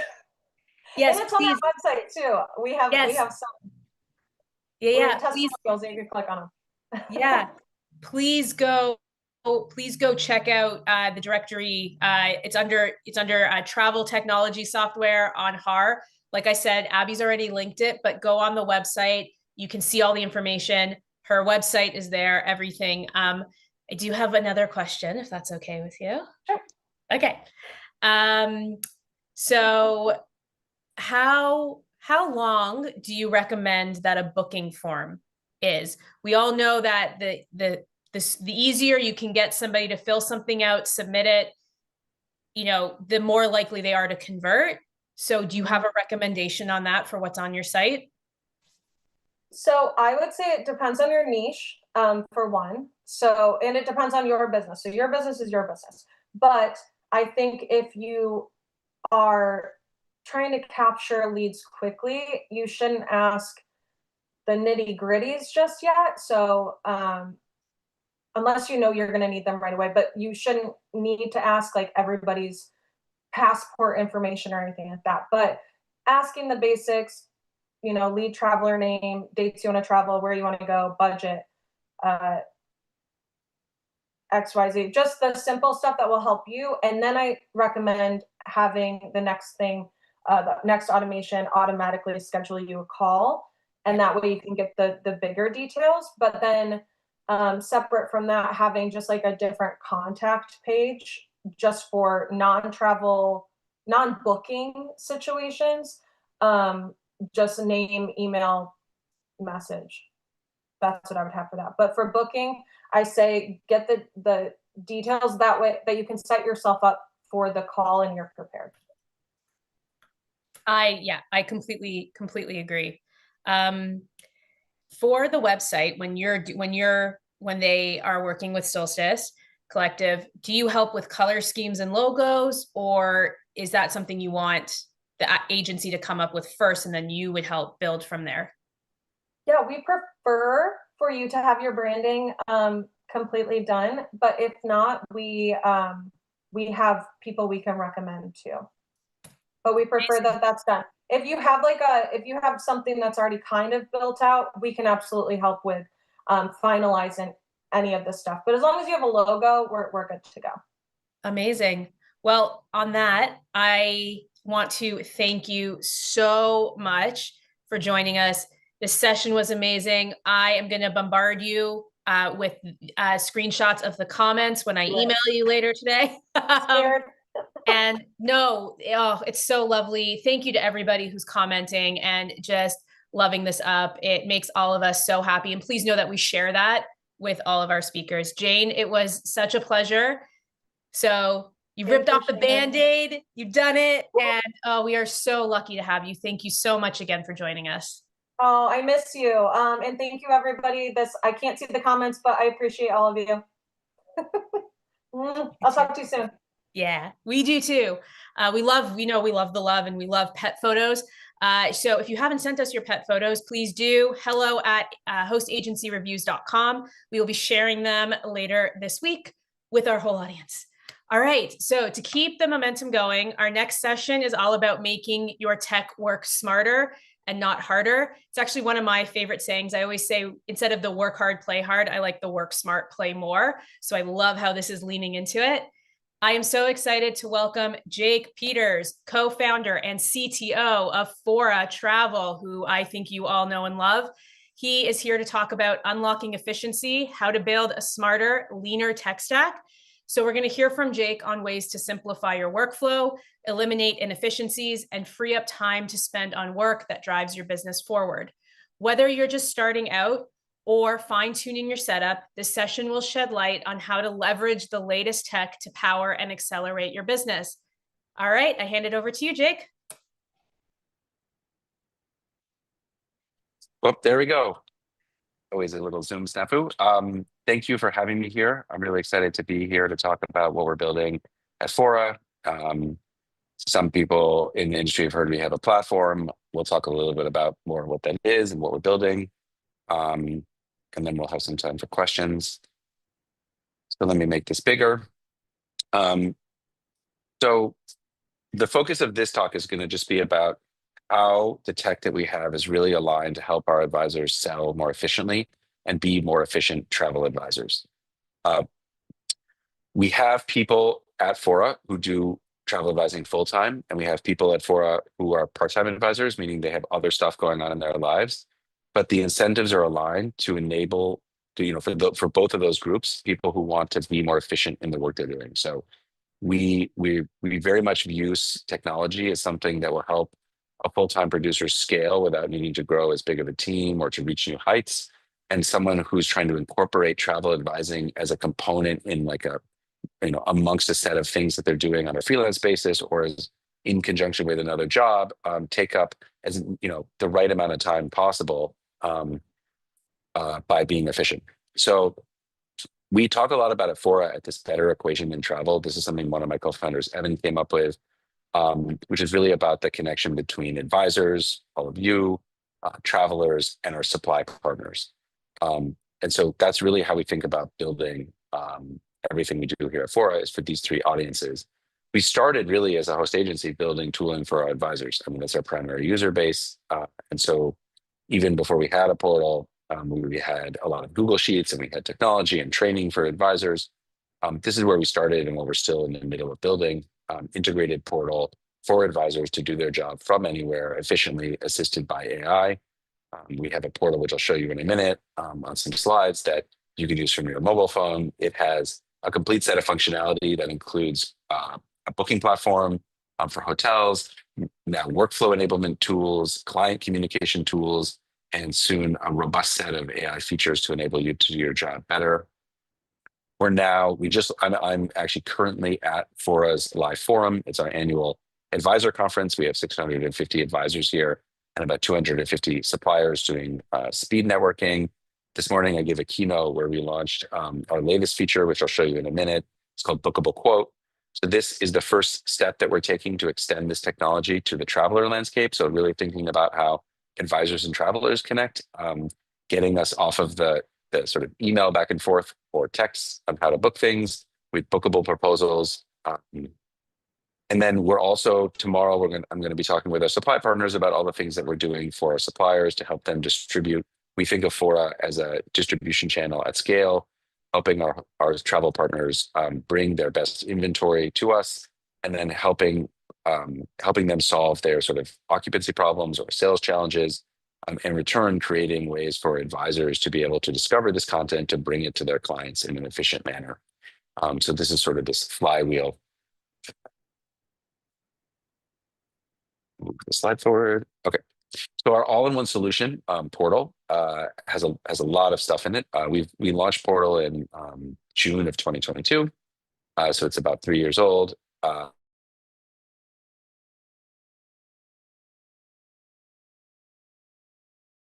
In there, both at the front office and sort of back office components. So for new advisors, we have a ton of training. We also have a ton of training for existing advisors. We have 700 lessons. That is concentrated around becoming a travel advisor for the first time, all the way to very advanced certifications, like advanced certifications for cruise, flights, other specialty programs. We have a whole accessible training track. We have 25 hours of weekly live training. So if you look at in our portal, there's a calendar, and depending on your level, you have access to different sessions. Some of that training can be office hours, like you come with your questions on how to book cruise, and our head of cruise will sit with you and give you the answers. We have partners joining office hours. So some of our insurance partners will get on and help you learn about the world of selling insurance. Emily, my other co-founder, who's our, we call travel agent number one, does a training session every week on a specific destination. And we host many supplier partners every week for webinars about their properties or DMCs or different offerings. And then we record all of that and put it in our library. So the library is constantly growing. We have a booking platform that connects to the GDS, Expedia, and Tablet to bring. This number is slightly out of date. It's probably 300,000 plus hotels. In the last year, for advisors, I know this number because we just looked it up, have booked 59,000 unique hotels in our booking platform. We have an integrated maps component. We have integrated reviews from clients, integrated reviews and property reports from advisors. We have AI summaries of both of those things. And we're working on AI features to enable advisors to search using natural language to do what we call magic search to discover new properties that they didn't know about. Coming next year, we have an integrated cruise booking platform, a flight self-booking tool, and we will be integrating with activity, transportation, and insurance providers to bring transactable supply into our platform and those other categories as well. We have a rich community for advisors that have posted about 36,000 posts in our community forum. which those posts, I know this because I prepared it for my keynote this morning, have about 120, 130,000 comments on them. So we have a very rich discussion about all sorts of different things. So in our community, I think one of the powers of Fora is the large community that enables you to get information on literally any destination in the world. We have advisors in many countries who are living in those other countries and can provide on-the-ground advice to other travel agents who have also booked that place or worked with that supplier or have a recommendation about which GNC is better for which type of client. So whatever question you have, we have someone in the community that probably knows the answer to it. We have a rich set of tools to enable you to promote your travel brand, whether that's pre-made email templates and social templates, which you can put your branding on. Those are things that we'll be building into the portal next year. So we'll have built-in email branding tools in portal. Right now, we just provide a robust library of those tools, which you can, or content, which you can copy and paste. We have itinerary templates. We have an itinerary builder and itinerary proposal builder that's built right into portal that features your brand. We are going to enable domain white labeling in the first quarter of next year so that you'll be able to showcase your brand on your own domain using our tooling. We have client intake forms and other client interactions, which we'll talk about in a minute as I show you the rest of these slides. On the back of the side, we collect all of the commissions for all of our advisors' travel. We have a self-logging tool that makes it super simple to log your bookings that you book directly with suppliers or through other channels. We handle all of the reconciliation, chasing.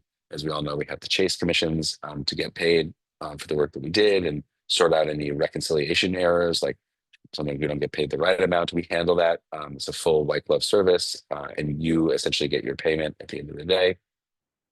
We have a lot of data, so we're building out all of these AI tools to take advantage of our data, whether that's taking deals information that we get from our partners and targeting it and telling you, okay, we actually think this deal is appropriate for these 5 of your clients that have an interest in going to this city or might be traveling in the next few weeks. So we're able to leverage data in a very specific way. And we capture all of the discussion that's available in our community, and we pump this into our AI brain that allows us to know what's going on and what people are recommending, and hopefully over time make our AI agents smarter so that they can make recommendations for each advisor to help the advisors, again, be more efficient and serve their clients. So our booking platform, we make about 7,500 bookings a week in our booking platform. This is not our total amount of bookings. It's about half our hotel bookings, just over half our hotel bookings are made in our portal. And it's really efficient. You can make a booking in 30 seconds. It integrates with our client profiles, our vault. We store loyalty numbers. We store advisors, agent IDs. So for Four Seasons, for Accor, for Leading, and for World of Hyatt, we store those numbers. So when you make a booking, it will send those IDs. So if you book, for example, a Hyatt Privé rate, you can log into your Hyatt Privé portal with and see your bookings there to action them. Same with Four Seasons. As I mentioned before, we will be integrating flights, cruise, activity, car, and transfers and insurance in 2026. This is something new. We're about to launch our integrated deal and offer promotion sort of tooling into our booking platform. So we all know as travel advisors, or you may experience this yourself, we get inundated with deals, whether it's from global sales organizations of our partners or DOSs at specific properties directly. So we are trying to organize this and then match these deals up to the actual rate content that we see in the GDS. So oftentimes I'll be booking something for my client in the GDS and through our booking platform, and I'll see, okay, there's a 3rd night free at this Four Seasons, but it's a Sunday night. I know they're probably not going to make the booking if I propose them the rate right now. I need to know if this promotion is still going to be available when the booking window ends. And so we are actually going to, right now, you'd have to go to the Four Seasons Preferred Partner site or the Four Seasons commercial website, the client website, and see if, okay, what is this promotion? When does the booking window end? We're going to integrate all this so it's right there in portal. You'll be able to know exactly what you're looking for, and what you're looking at.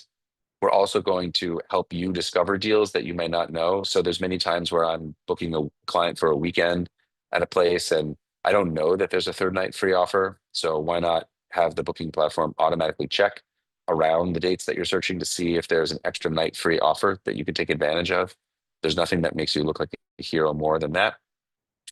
And in the future, what we're working on right now with the acquisition of an AI company we bought this summer called Legends is developing really rich client profiles of each of our people, each of our clients in our home-built CRM and portal to personalize all of these recommendations. So when you search in the booking platform for a particular client, it will tell you if this hotel is a good match for that client based on what we know their price range to be, their preferences, and then we can actually alert you when there are deals available at properties that might make sense for clients. So if I know that I have a client that wants to go to Paris, I don't need to inundate them with deals for another city that they don't want to go to. I should focus them on deals that are in Paris. So we think this is really powerful and will help our advisors sell more and helps our supplier partners take advantage of demand shifts that they want to make. And again, back to this flywheel concept. We started with our booking platform, and we recently this year, starting in June, launched our first real functional capabilities around workflow management. So we have a robust trips functionality that lets you group bookings together and manage all the bookings together for a specific trip. We then turn all of those bookings into proposals and bookable quotes. So we launched a proposal and itinerary tool that is a really just beautiful way to show your clients what you're thinking about booking them or what you have booked for them. What's unique about our solution is because we have the booking platform and the commission logging and your tracking all together. If you're on a trip and you have your bookings in there, you can in one click create a proposal an itinerary for your client based on the bookings that you've booked for them in the trip without having to do much work. So this would probably be a process where you'd have to manually copy over bookings from the system where you made them or the system where you're invoicing them into an itinerary builder. We do that automatically. And then we have built-in AI tools that can help you generate new content or massage the content that you want to paste in. Later this year, we'll be including all sorts of other blocks to enable you to merchandise specific activities that you want to show your client. We have flight tracking that's coming in a few weeks inside our itineraries. We have attachments and other kinds of ways you can give your client all of the documents that you want relating to their trip.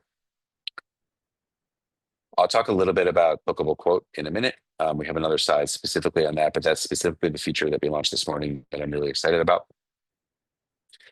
We just launched a few weeks ago our mobile app, our client mobile app. So this is a mobile app not for advisors, but for clients. So the itineraries and proposals that you make, which look beautiful on mobile websites, are now available to be viewed in our Fora viewer. This enables advisors to keep track of the itineraries and proposals that have been shared with them. And as we build out more functionality into especially the proposal side of things, where you're able to build a proposal that has your terms and conditions acceptance, credit card authorization, client onboarding forms, all the things that help you transact and get started with a trip process with your client, those will all be available also for clients in our mobile app.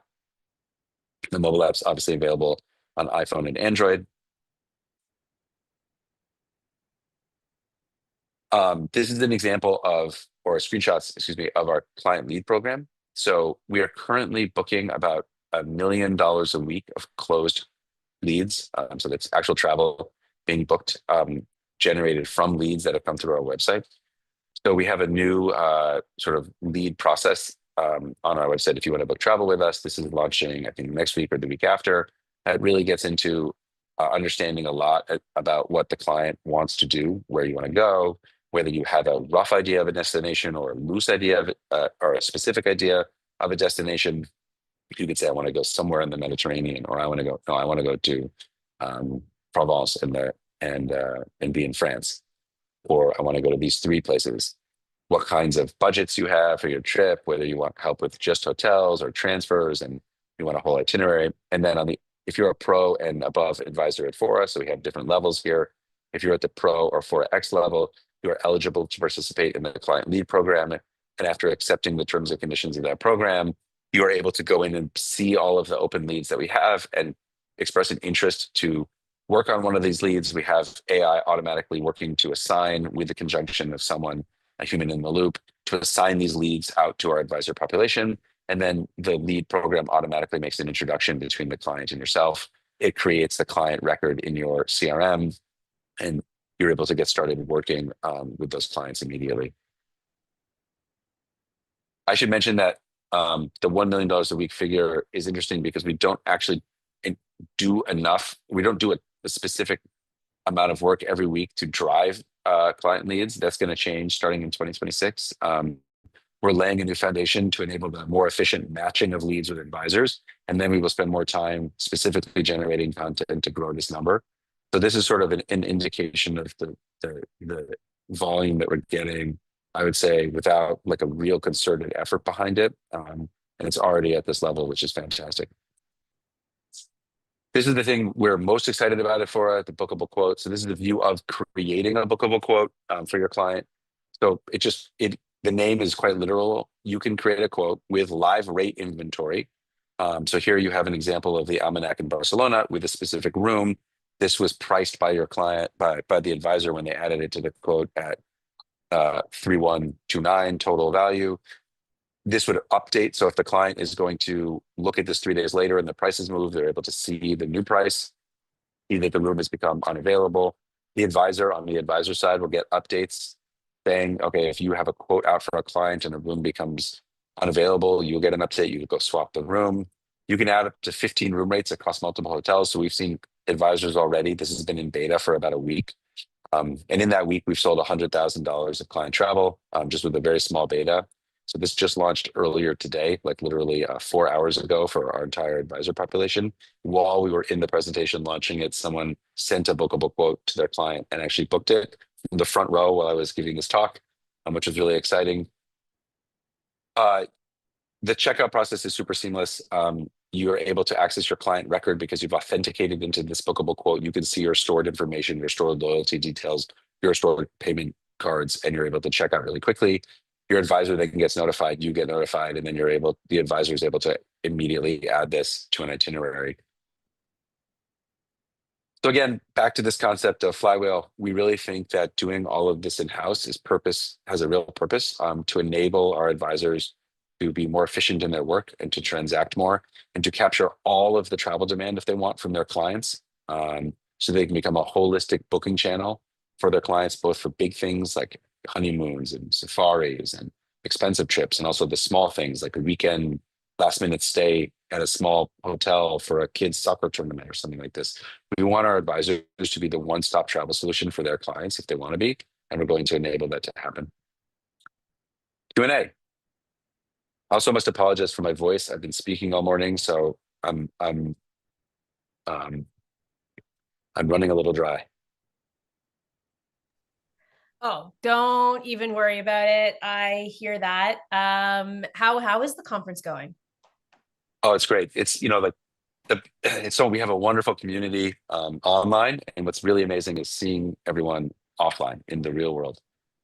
So I've been looking forward to this moment since we did it last year. This is our 4th annual live forum.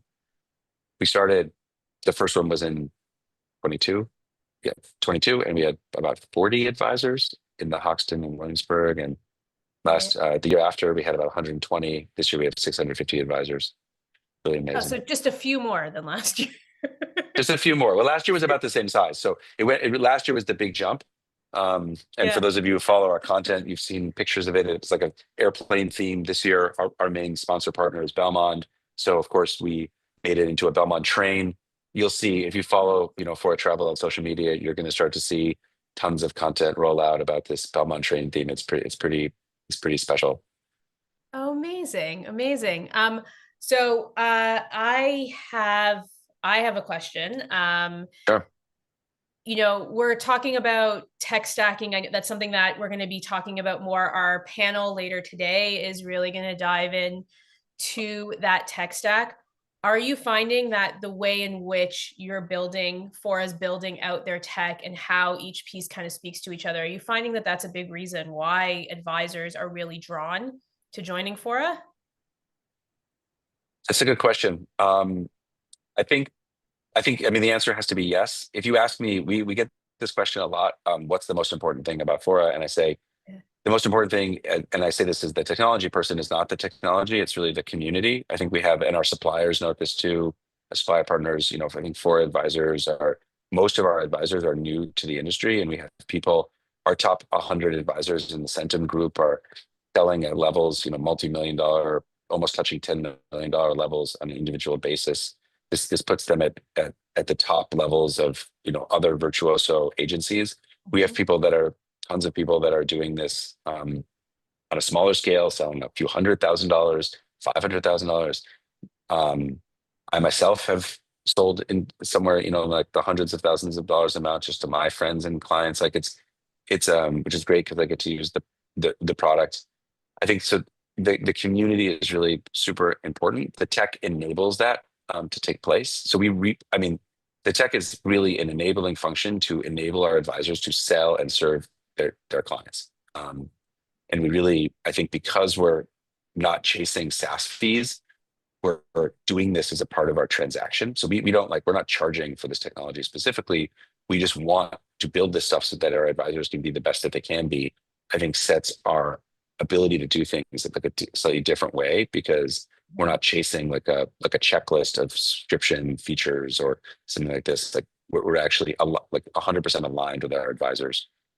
Yeah. And I think what we're seeing after Virtuoso was like, I think we've gotten a lot of requests to white label our technology. We're not going to be doing that at the moment, but we will enable more team functionality. So if we want to have people come over as groups or small agencies, like we have a lot of advisors at the top level who are essentially operating as small agencies on our platform. And this will be something we focus on in 2026 a bit more.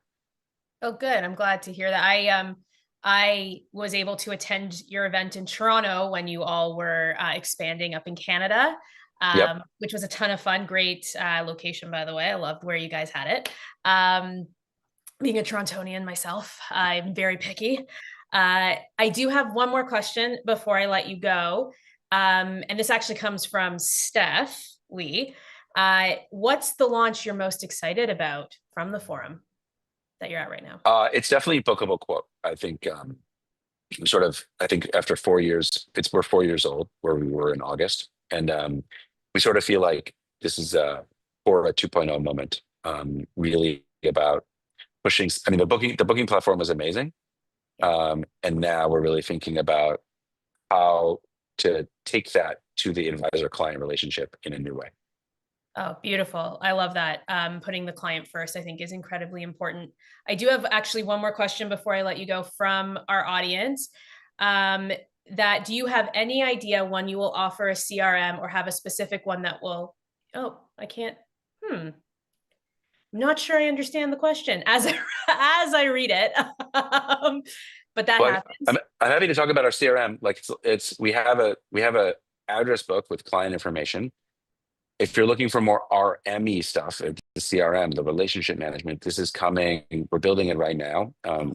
Okay. The product manager, Shayna, who joined us from our Legends acquisition, is leading this. And we have if you're interested, please write our membership team and we can share some screenshots with you of what we're working on. We will have a really robust relationship management tool that enables you to serve your clients with AI agents helping you figure out what's going on with your clients. But while AI is all the buzz, it's really also about like integrated marketing tooling, connecting to client opportunities from like the actual trips that you're making, understanding how to manage your tasks and all this stuff in a really connected way with your client data. Yeah. Well, if you brought someone on board named Shayna, she's got to be great. So, yay, Shayna's and Jason's, and we have 5 Alexes. We have an HQ team of about 180 now, and we have only 5 Alexes. So only 5. Shocking. Only 5. The only one, Jake. I'm sorry if your name is Jake. You may not make it very far in the interview. No, I'm just kidding. I'd love for there to be a second Jake, but we only have 1 so far. I used to work when I was working at Intrepid Travel. We had 3 Megans just in our office, but they all spelt it a different way. So that was a lot of fun for all of us. Jake, I can't even thank you enough for joining us in the middle of your forum. For everyone here listening, Fora is also going to be doing a demo on demo day, so definitely join us on Friday as well. Thank you again, Jake. Have a Actually, to speak of Shayna's, I think I'm going to be on a plane, so I think Shayna's doing the demo on Friday. She is. So, yeah. So yes. Shayna will be joining us for the Q&A after we play your demo video. All right. So everyone listening, definitely come and join us for sure. Bring all your CRM questions. And exactly. Please. Exactly. Yes. And if not, go to Fora Travel's directory on our site. But Jake, I'm going to let you go. Thank you so much. All right. Thank you. Have a great day. You as well. Take care. Bye. And speaking of we have a session coming to us, our final feature session with Travel Joy, who is here today, but they will also be doing a demo on Demo Day on Friday. So you definitely don't want to miss that either. I am really excited to introduce Dayo from Travel Joy, CEO and co-founder, who will be talking about the AI-powered advisor. What's the hype? What's real? And what to do now. There's a lot of AI hype out there. I know we all say those two letters a lot. This session is going to take a look at how advisors are actively using it to save time and grow their business. So Dayo will explore practical ways AI is already accelerating client communication, itinerary creation, and marketing tasks. So you're going to walk away with some clear, actionable ideas to future-proof your business, whether you're an early adopter or an AI skeptic. I love that. So Dayo, I hand it over to you. Awesome. Thanks, Shayna. Thanks, Steph. Thanks the whole HAR crew for having me. Like Shayna said, I'm Dayo, co-founder and CEO of Travel Joy. This is a HAR talk, so I want to see some activity going on in the chat. Where's everybody joining from? What's your favorite AI tool? Let's get some fun going on HAR style. But I have an AI disclaimer. This talk is about AI, so naturally I used Gamma AI as a co-pilot to help me bring my story to life here. And obviously the story, the ideas, the content is coming from me, but as you'll see with our philosophy around AI throughout this talk, AI is not going to be perfect. That's going to be a key theme we will revisit. So you'll see some funny illustrations and designs, but hopefully you'll leave with a new takeaway or two, or at least have a good time. So let's get into it. So let's start with a core belief. Advisors matter more with AI, not less. We are already seeing AI flood the internet with content, creating more noise than ever before, but expert advisors like you all can cut through that noise. And so because you're not just looking at Google hotel reviews, you're doing much more than that. You're actually walking the properties. You're going on the ship inspections. You're going to conferences. You're talking to your network. You're building the relationships with suppliers, the GMs at the hotels, and you're bringing all of that firsthand knowledge back to the clients. And so that's how you build that trust. That credibility, that curation only gets more valuable as this online world becomes noisier with AI. And we predict travelers are actually going to be craving more trusted and accountable sources with AI taking off. So who am I? Why listen to me talk about AI for advisors? Again, I'm CEO of Travel Joy. We're an all-in-one platform for advisors to save time, stay organized and professional, ultimately grow your business. I studied electrical engineering and computer science at Berkeley. That was my first exposure to AI. I'm in the tools daily. My hobbies, to my wife's displeasure, are tinkering and writing code on the weekends. But before all of that, I grew up in the industry supporting my mom's travel agency business. I saw firsthand the late nights, the work that she put in. It's where so much of our desire to serve travel advisors come from. And when I was in high school, I was in the marching band. Every year we went to Vegas, and this trip was planned by our band director. But unfortunately, he was a great band director, don't get me wrong, but he was not the best trip planner. Everyone hated this trip. We would take these old buses where the bathroom smell permeated the seats. We stayed at the circus, not in the main tower, but the bungalows on the side where the AC used to break down. We sometimes did drills in that parking lot. It was a mess. Anyway, my mom took over the trip planning, upgraded the entire thing the following year, brand new buses, large suites. She even found us a state-of-the-art practice facility, and she saved the band a bunch of money in the process. And I still remember to this day, my band director announcing, "We now have suites," and just this crazy roar of the 200 students. And in that moment, it was like my mom had created magic. And ultimately, we created Travel Joy to enable more travel entrepreneurs to create that same feeling of magic without all the stress, without all the midnight evenings that my mom had to go through. And so just to give you a scale, we facilitate over $1 billion in spend from clients through the platform each year. And so we see a lot of volume and we see a lot of different advisor workflows. So hopefully I've convinced you to listen to me at least a little bit. But when we were starting Travel Joy, we met advisors everywhere, at coffee shops, agency offices, sometimes in their living rooms to watch them work. And just like with my mom, it was emails and tasks everywhere. It was death by a million spreadsheets. And what we saw, we couldn't really ignore. 80% of the time was going to busy work. It was going to admin overhead.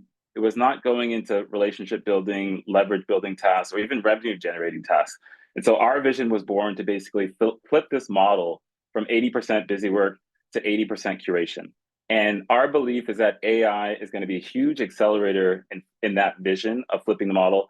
And it's going to free up the entire industry to focus more on the human connection. And ultimately, we believe there's an opportunity to make advisors 10 times more productive than they are today. So let's get into the data. We surveyed over 100 TravelJoy members, and the results are very clear. AI is not a distant future. It is already reshaping the work that advisors do today. Side note, if you're looking at this bar chart and you're a little bit confused, it should not scale all the way to the right. It should be at 60% out of 100, but AI is only going to get you so far. So we'll come back to that point. But if we look at where AI is already reshaping the advisor workflow today, over 60% of advisors we surveyed are leveraging AI for client communication and emails. Over 50% are using it in some part of their research process. Over 30% are using it for proposal and itinerary generation. And over 25% are using it for marketing activities already. And so let's talk about the tools. What are people actually using? And essentially, we've broken this down into 3 waves. The first wave, which is not going to be surprising, is the household names, the general purpose co-pilots like ChatGPT that make writing and brainstorming faster. The second wave that we're seeing is advisors actually leveraging these co-pilots integrated into their email workflows. So that's things like Microsoft's Copilot with the Outlook integration for email polish and thread summaries. That's things like Google Gemini with the Google Workspace integration for specific questions you might have related to docs and emails. And then the third wave is basically these dedicated tools, which advisors are leveraging AI for specifically in those use cases in their workflows. And so this is Perplexity for real-time destination research that has those citations that make fact-checking much easier. This is things like Canva's Magic Write for captions and on-brand visuals for easier marketing. This is tools like Gamma, which I'm using right now for turning proposals into mini landing pages and presentations to wow clients. So just to recap this into the trend that we're seeing, advisors basically start with these general purpose copilots, but they have this preference to move into integrated even more specialized tools with AI copilots built in. And if you think about it, it makes sense because it's saving the step of copying and pasting all this context in and out of ChatGPT. And they essentially trust these dedicated tools more because they have that context and they also generally spike in certain skill sets. And one of our advisors, Karine, mentioned how she used to pair ChatGPT with Gamma for this proposal to presentation use case for her clients, but now she has moved totally just into using Gamma for this use case because Gamma now has an AI copilot built into it. So it's fully integrated, and that's sort of the waves that we're seeing. Okay, let's look at the prompts. Let's look at some real prompts that advisors are using, and let's start with the writing copilots. So we're going to start with a simple prompt, and we're calling this the baby step. So if you're not leveraging AI yet, this is a great first place to start. Remember, 60% of advisors we surveyed mentioned they're already doing something like this. So clean up this client email for clarity and tone, but keep my friendly voice. And you might take this a step further and actually add in 3 examples of emails that you wrote to kind of coach the LLM on what does a friendly voice mean. The advanced use case here I really love. So April, another one of our TravelJoy members, has actually created a custom GPT. And if you're not familiar, it's a custom assistant you can build. Essentially, you can give it a prompt with special context and instructions, and it can act in a certain way repeatedly. And so she's created this custom GPT that turns her Zoom client consultations into polished follow-up emails in her brand voice. And so you can imagine this looks like something like, you're a luxury family travel advisor, so setting the stage for the custom GPT. Write this post-consultation follow-up summarizing key preferences from this transcript in my brand voice. Ensure that the next steps are clear, that key info and links are accessible.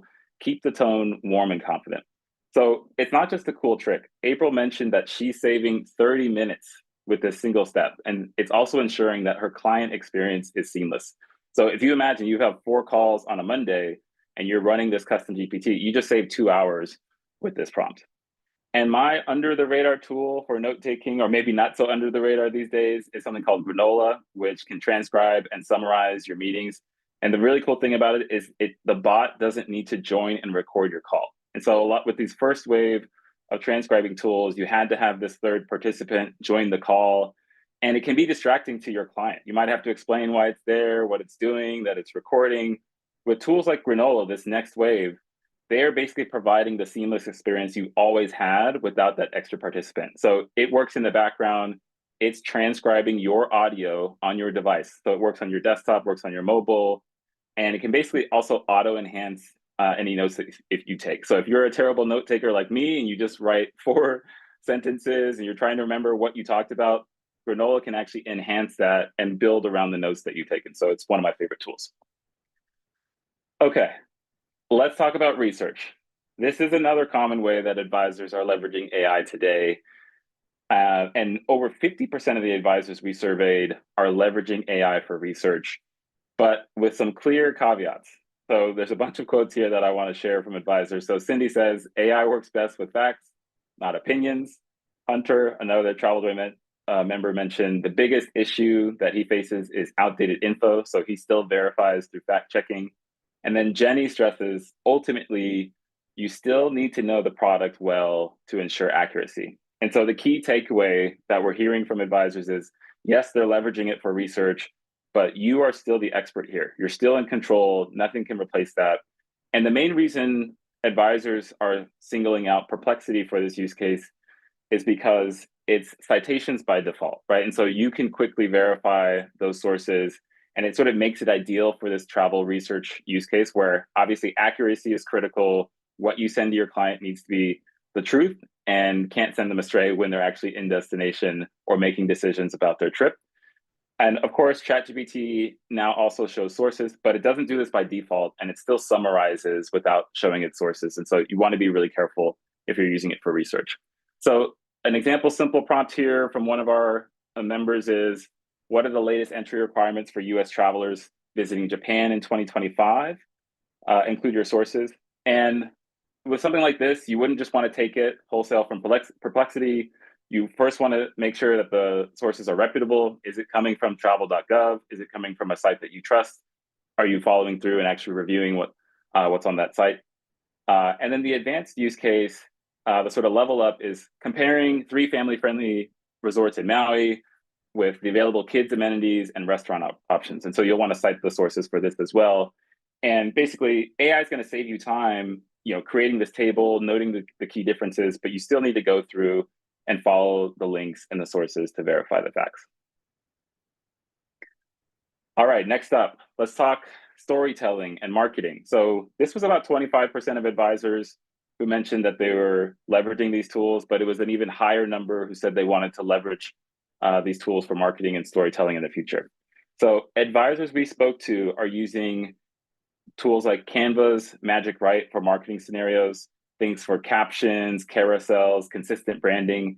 And the simple prompt here, the baby step, is obviously caption generation. So, writing an Instagram caption about a client's honeymoon in Santorini, make it warm, romantic, and inviting in tone.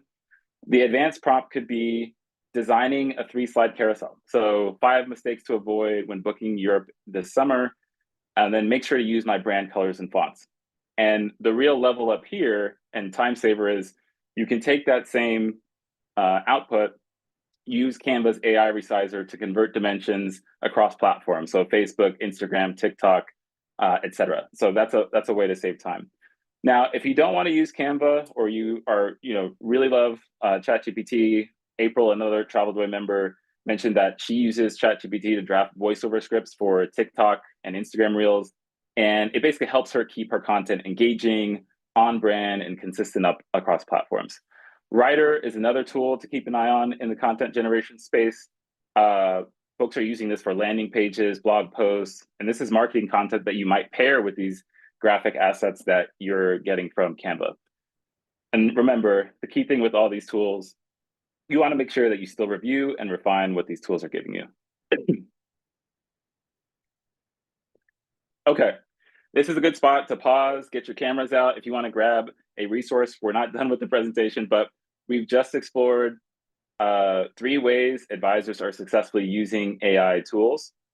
This is from email touch-ups with general co-pilots like ChatGPT, to research with tools that have citations by default like Perplexity, to marketing with tools like Canva. But before we get into the challenges that advisors are seeing, I wanted to pause here, give you a chance to download this curated PDF guide. It's just going to highlight most of the beneficial tools that we're covering here, cover a few more that we won't have time to go deep into. And so you can scan this QR code, or you can go to jointjoy.io/har, and you'll be able to download a copy right from there. And so we'll make sure to display this at the end if I don't have this up for long enough right now. But let's get into the challenges.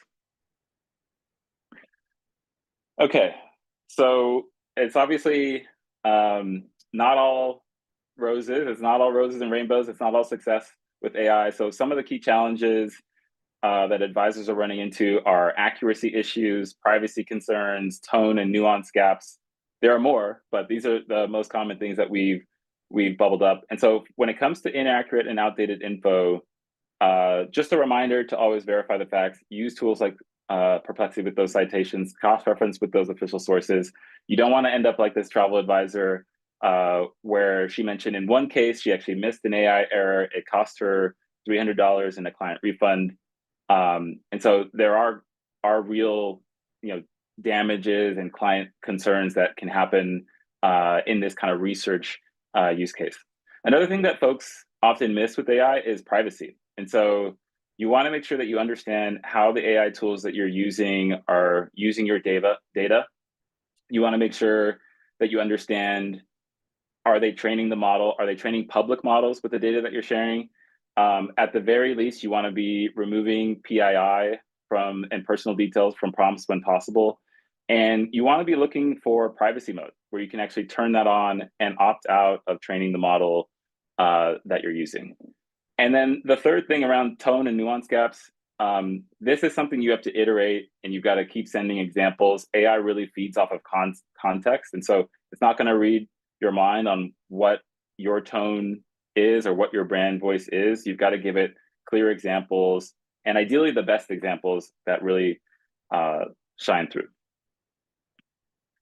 Okay, so the emerging pattern that we're seeing is basically 3 steps, right? So across all the advisors we've been talking to and surveying, step 1 is AI creates this first version. It is super fast at creating that draft, doing the initial research, doing the content outline.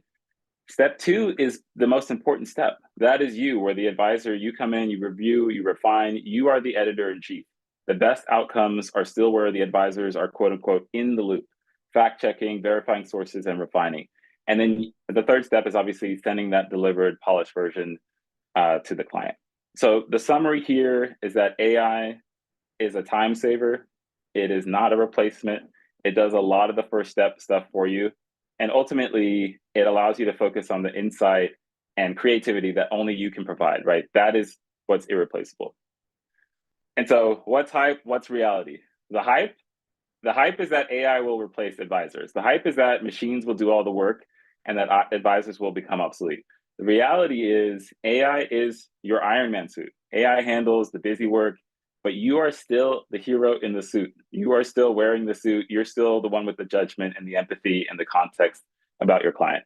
The hype is that AI is going to perfectly match your voice, that it'll write exactly like you want without any context. As we talked about, it needs those examples to find your unique voice and style.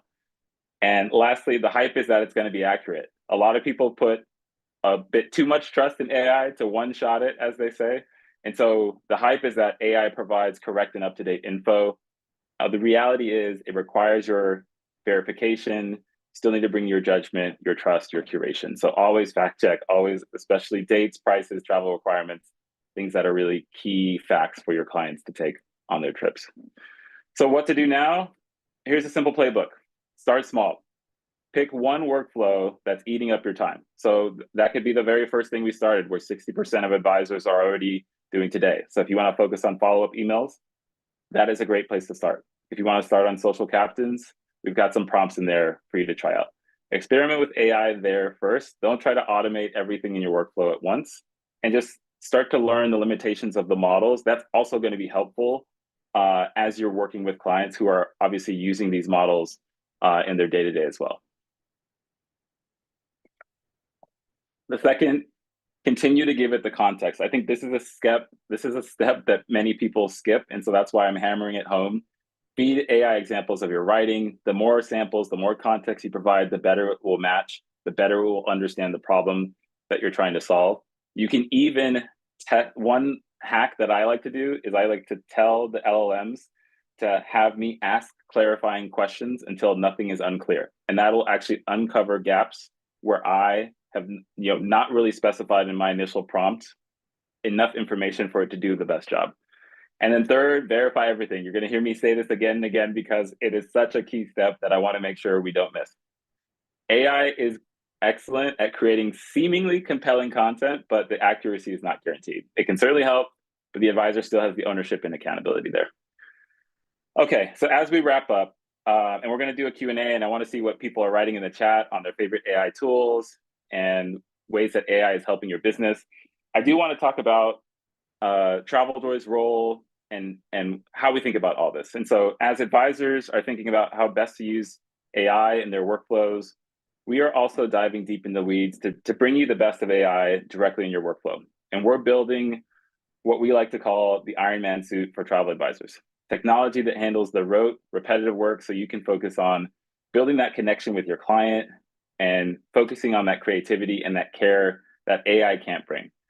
Our role has always been amplify the human advantage and to give travel entrepreneurs superpowers while keeping you at the center.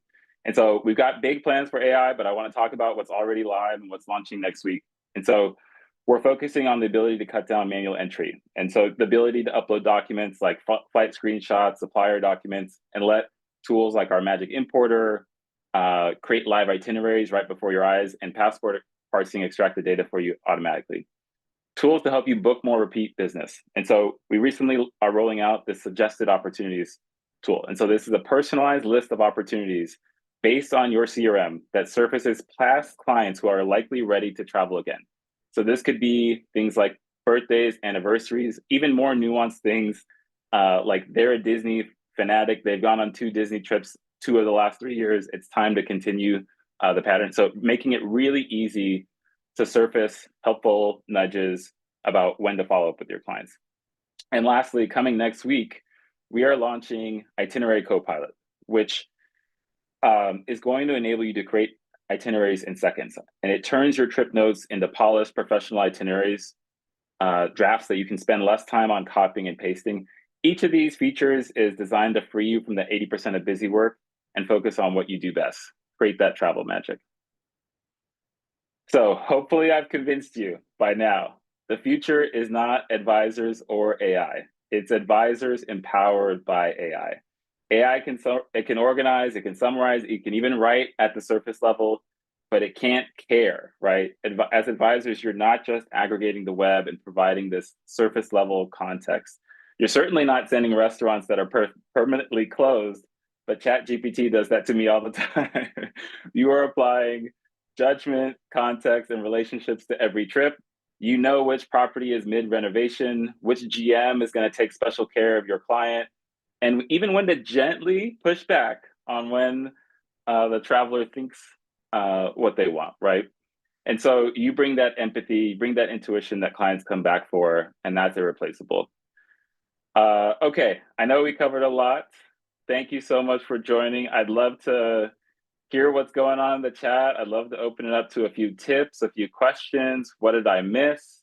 What is one way AI has helped your business? And then we got that QR code if you want to download that PDF summary.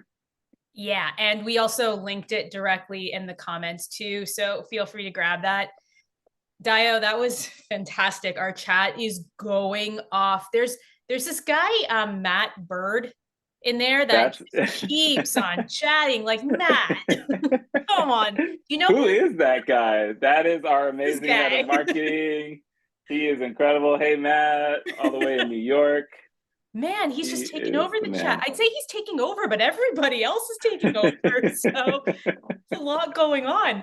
Okay, so Matt, I'm gonna actually start with Matt. Matt says perplexity has become his go-to these days, which I'm sure you're aware of, using it to research almost everything. We've got Gemini, Gamma, Claude, Jarvis. Do you have a favorite? Ooh, that's really interesting. So I'm going to be a little bit nerdy, which is Yes, nerd it up. there's We love that. so there is something called Claude Code, but it's almost a misnomer. It should almost be called like Claude Local or Claude like Local Agent, because it is obviously it's designed, its intention is to help engineers write code faster, design product requirement documents faster.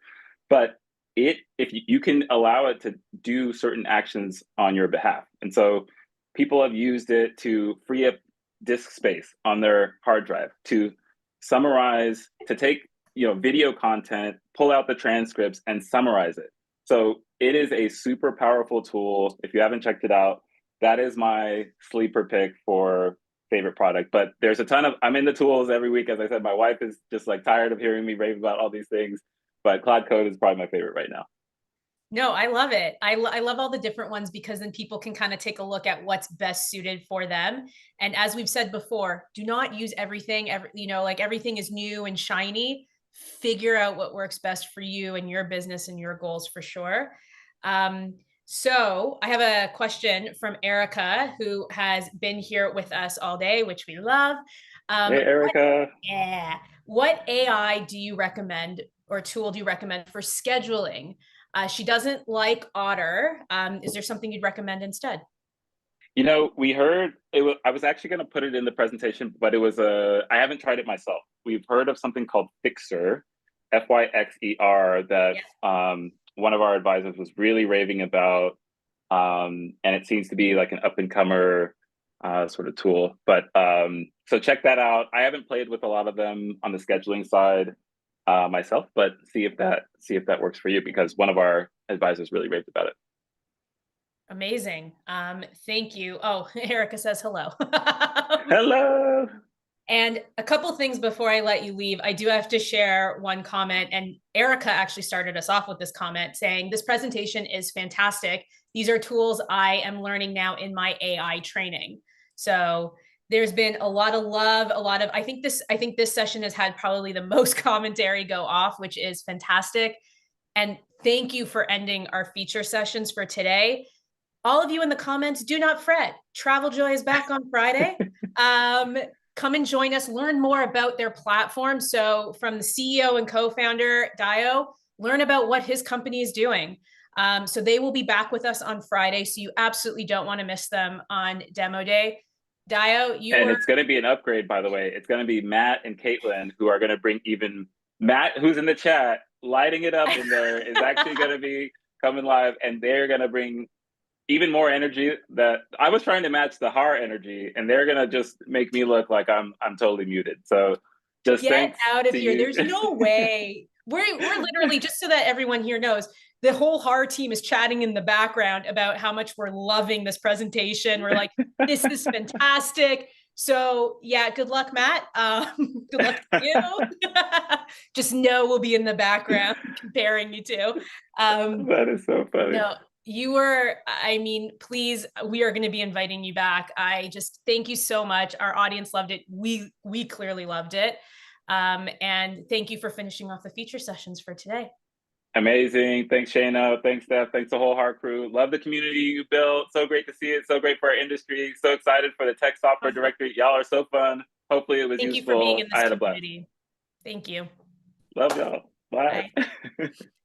All right. Well, what a way to end the feature sessions. Dayo, again, you were just outstanding. Please go check them out. Travel Joy in our directories under travel technology software. And like I said, they'll be back on Friday. So we're very excited. Okay, now time for a quick 5-minute break. And feel free to sit by your computers and wait for us, because, go pet the dog or any animal that you have, go to the bathroom. I know that's what I'll be doing. We will see you back here in 3 minutes. I've just been told 3 minutes for our final session of the day, which is going to be a panel on the ultimate tech stack for travel advisors. So what is tech stacking? Wanderlust Campus, Travello Canada, Outside Agents, and the Biz Huddle will all be here. So before that, before that, we will show you our sponsor for the panel session. Thank you to Clear Journey. Trust me, you want to learn more about them. We'll play a quick video from Clear Journey, and then we will jump right into our final session of the day, panel session. See you in 3 minutes.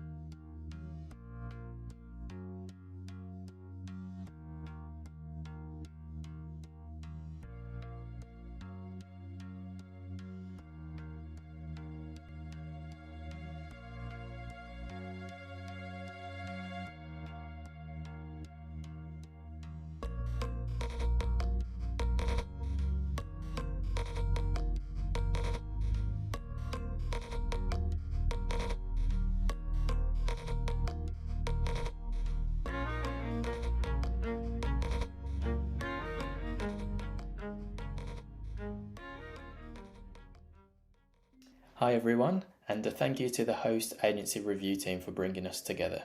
My name is Mistry and I'm the founder of Clear Journey. It's a tool designed specifically for luxury travel advisors. It's not another clunky CRM system or a messy spreadsheet. It's a simple, intuitive way to make your day-to-day life easier. So when I spoke to advisors, the same frustration kept coming up over and over again. One of the biggest frustrations was too many systems. Advisors having 3 to 5 apps just to manage one client, it meant wasted time, double work, and missed details that could cost the business revenue. And another frustration advisors mentioned was important client details slipping through the cracks, so that could be anniversary trips, loyalty numbers, food allergies. When these details are scattered, they get missed, and when that happens, the service feels less personal, trust drops, and repeat business is at risk. And another one was too much time on admin, not enough time on clients. So this was a challenge advisors were mentioning, spending hours chasing emails, re-entering data instead of serving the client. So when details slip, trust fades, and so does your revenue. And that's why we created Clear Journey, and we've recently just launched. Think of it as your co-pilot for cutting down admin tasks, keeping you organized and freeing on what focuses the most, your client. So with our client profiles, it keeps all your preferences in one place, and it enables you to save time in a clean, scannable view, and you can also remember what the client's needs are and they feel more valued. Also, no more lost bookings from the missed details that you don't know where they are. So we have the automated reminders for follow-ups and key dates. Imagine a client's just landed back, a welcome home message goes a long way. We have practical things like a few weeks before flying and they haven't got their travel insurance, subtle nudges will help them obviously be on track. And then anniversary dates, small little things that feel much more personalized for the client and just wanting them to come back for repeat business. So we also have concierge AI summaries. So our profiles keeps everything organized, but with the concierge AI, it highlights the key information and prompts on what matters most. So it could be client's preferences, upcoming dates, and the next best step. So instead of guessing, you're being guided. So no more clutter, no complexity, just clarity. What makes Clear Journey unique is how it's being built. We're creating this in partnership with advisors. So the first round of early advisors are shaping the roadmap. Their feedback is what decides what gets built next. So this isn't software being handed down to you, it's software being built with you. So what's coming next? We've got client profile forms. So essentially these are super client friendly. Everything syncs into Clear Journey and it's a enjoyable way for a client to fill out key information, and they can also utilize voice to text, so it feels a little bit more calm, personal, and for advisors it's really useful because everything syncs within Clear Journey, so this automatically cuts down admin and mistakes. So from this, clients feel a lot more valued, and obviously you guys save hours and the business wins stronger with loyalty and repeat customers. And another feature we have is the Clearview dashboard. So a lot of advisors were mentioning they felt a bit left in the dark, bookings, follow-ups, client statuses all scattered across systems. So with the Clearview dashboard, it brings everything into one place instantly, so you can see what's on track, what's overdue, and where opportunity lies. So for advisors, this means control and clarity, and for leaders, it means better decision making with less guesswork. So this essentially is going to enable a smoother operation, enable happier clients, and remove chaos, allow the business to grow more smoothly. The future of travel advising isn't about more systems, it's about clarity, it's about having a co-pilot that keeps every journey on course. Clear Journey is live, and we have advisors already shaping what's inside. We've opened a second round of early advisor spots. You can join now, you can try it out for 30 days free, and you can sign up via the QR code or if you put in clearjourney.app. A big thank you for the host agency review team for bringing us together, and thank you very much for the time for me to present. Thank you very much, and God bless. Hello, everybody. Welcome to our next panel discussion, which is tech stacking panel and a Q&A. So I'm so excited to be here with you today. My name is Ryan, and I am the Learning and Development Manager for Wanderlust Campus. I'm stepping in for Cindy Williams today, though, to be honest, nobody can ever replace Cindy, but I'll try my best. In my role, I work closely with our students to kind of help them navigate the processes of getting their travel businesses off the ground. And one of the biggest pieces of that puzzle is building the right tech stack. So helping advisors really connect those dots between systems and strategies is one of mine, our coach's favorite things to do. So I'm really thrilled to be a part of this conversation and talk to our incredible panelists today as we unpack what a tech stack actually means for travel advisors and how to really build one that saves time and boosts efficiency and ultimately helps you serve your clients better. So joining me today, I have Chad Burt, the co-owner and co-president of Outside Agents. I have Amy Lossix, the VP of Travello Group Canada, and Courtney Nichols, the CEO and founder of Courtney Nichols and the Biz Huddle. Thank you guys for joining me today. Great to be here. Great. So I have a lot of questions for you today, and I'm sure we're going to get a lot of questions from those watching as well. But to kind of start us off with some big picture items, in your own words, what is a tech stack? What does it even mean? And what does it mean for a travel advisor specifically? I'd love to jump on that real quick if I can. Oh, Can we all agree to toss the word tech out for just a minute? It's a tool stack at the end of the day. Now, most of our tools nowadays, you plug into the wall, they require electricity. Mm-hmm. But, the wheel was technology. The, fire was tech. We make it sound like this daunting, ominous, complicated thing. It's not like it was in the 80s when I started tinkering with computers. If my mom started the vacuum cleaner, I lost everything I was doing, Nowadays, things are pretty bulletproof. It's just a tool stack. We can use tech, but understand it means tools. Yeah, so things to really help you complete all the things that you need to have done in your travel business. Mm-hmm. Great. Courtney and Amy, did you have anything to add to that? I'll just jump in. I mean, I like that answer, Chad. I'll just add that to me, the tech stack, it's like your business ecosystem. It's your behind the scenes. It's how you run your business. So for me, it's a combination of your tools, apps, platforms, whatever you want to call it, tech or not tech, but it's basically everything that touches how you kind of serve your clients, how you're selling, when you scale, all of that from your CRM to marketing automation to your itinerary builders. It's all the systems that kind of, to what he said, power So the tools that were connecting when he said about the vacuum cleaner and then it cut out, but like it powers your business, it powers your client experience. So I think of it as my digital team. So every app, tool, whatever has a job, but together they make the business in totality run smarter. Great. Amy, was there, I saw you nodding a little bit there. Anything else you needed to add? I totally agree with what both Chad and Courtney said. I go back to, I was in the late 80s as well when I started. Of course, just a little baby. But back then things were on paper and we were so excited, you know, when the Reservet computers came out and the fax machines and stuff.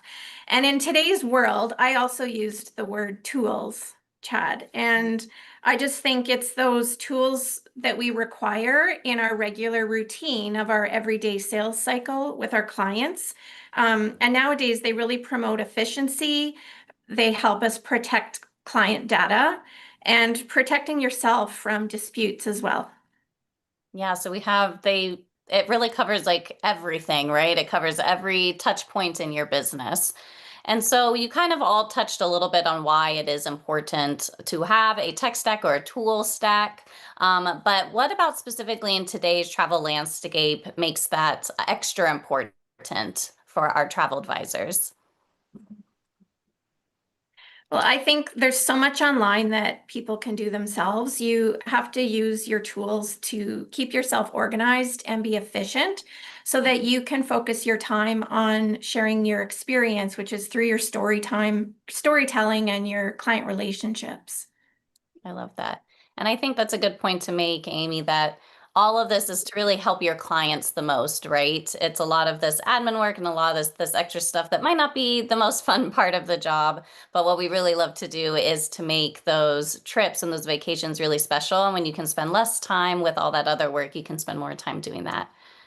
Chad and Courtney, what do you think is specific about today's travel landscape that makes it so important for travel advisors to have a tools stack? I'll say before Chad jumps in, because they said they were babies in the 80s, but I was actually born in the 80s. So I come in with a little different mindset of like, I mean, the world is shifting fast, but the travel industry, you know, is shifting as well. So automation, AI, data integration, they're no longer optional. So like the right stack to me helps you compete, stay visible, protect your time. Like we live in a high touch world now. It's kind of like, before people used to think the microwave was a big thing, but like now, what's a microwave? What's a stove? You know, those are things that we just automatically assume. But now there's the little robot vacuum. He was talking about plugging in the wall, but now there's an iRobot that just goes on its own and cleans up stuff on the floor. So I believe that technology, as it expands, it allows you to scale. It allows you to provide that high touch experience that today's consumers are looking for, and probably not really looking for. They expect it, and so you don't have to sacrifice that with the right technology or the right tools, apps, platforms, and things like that in place.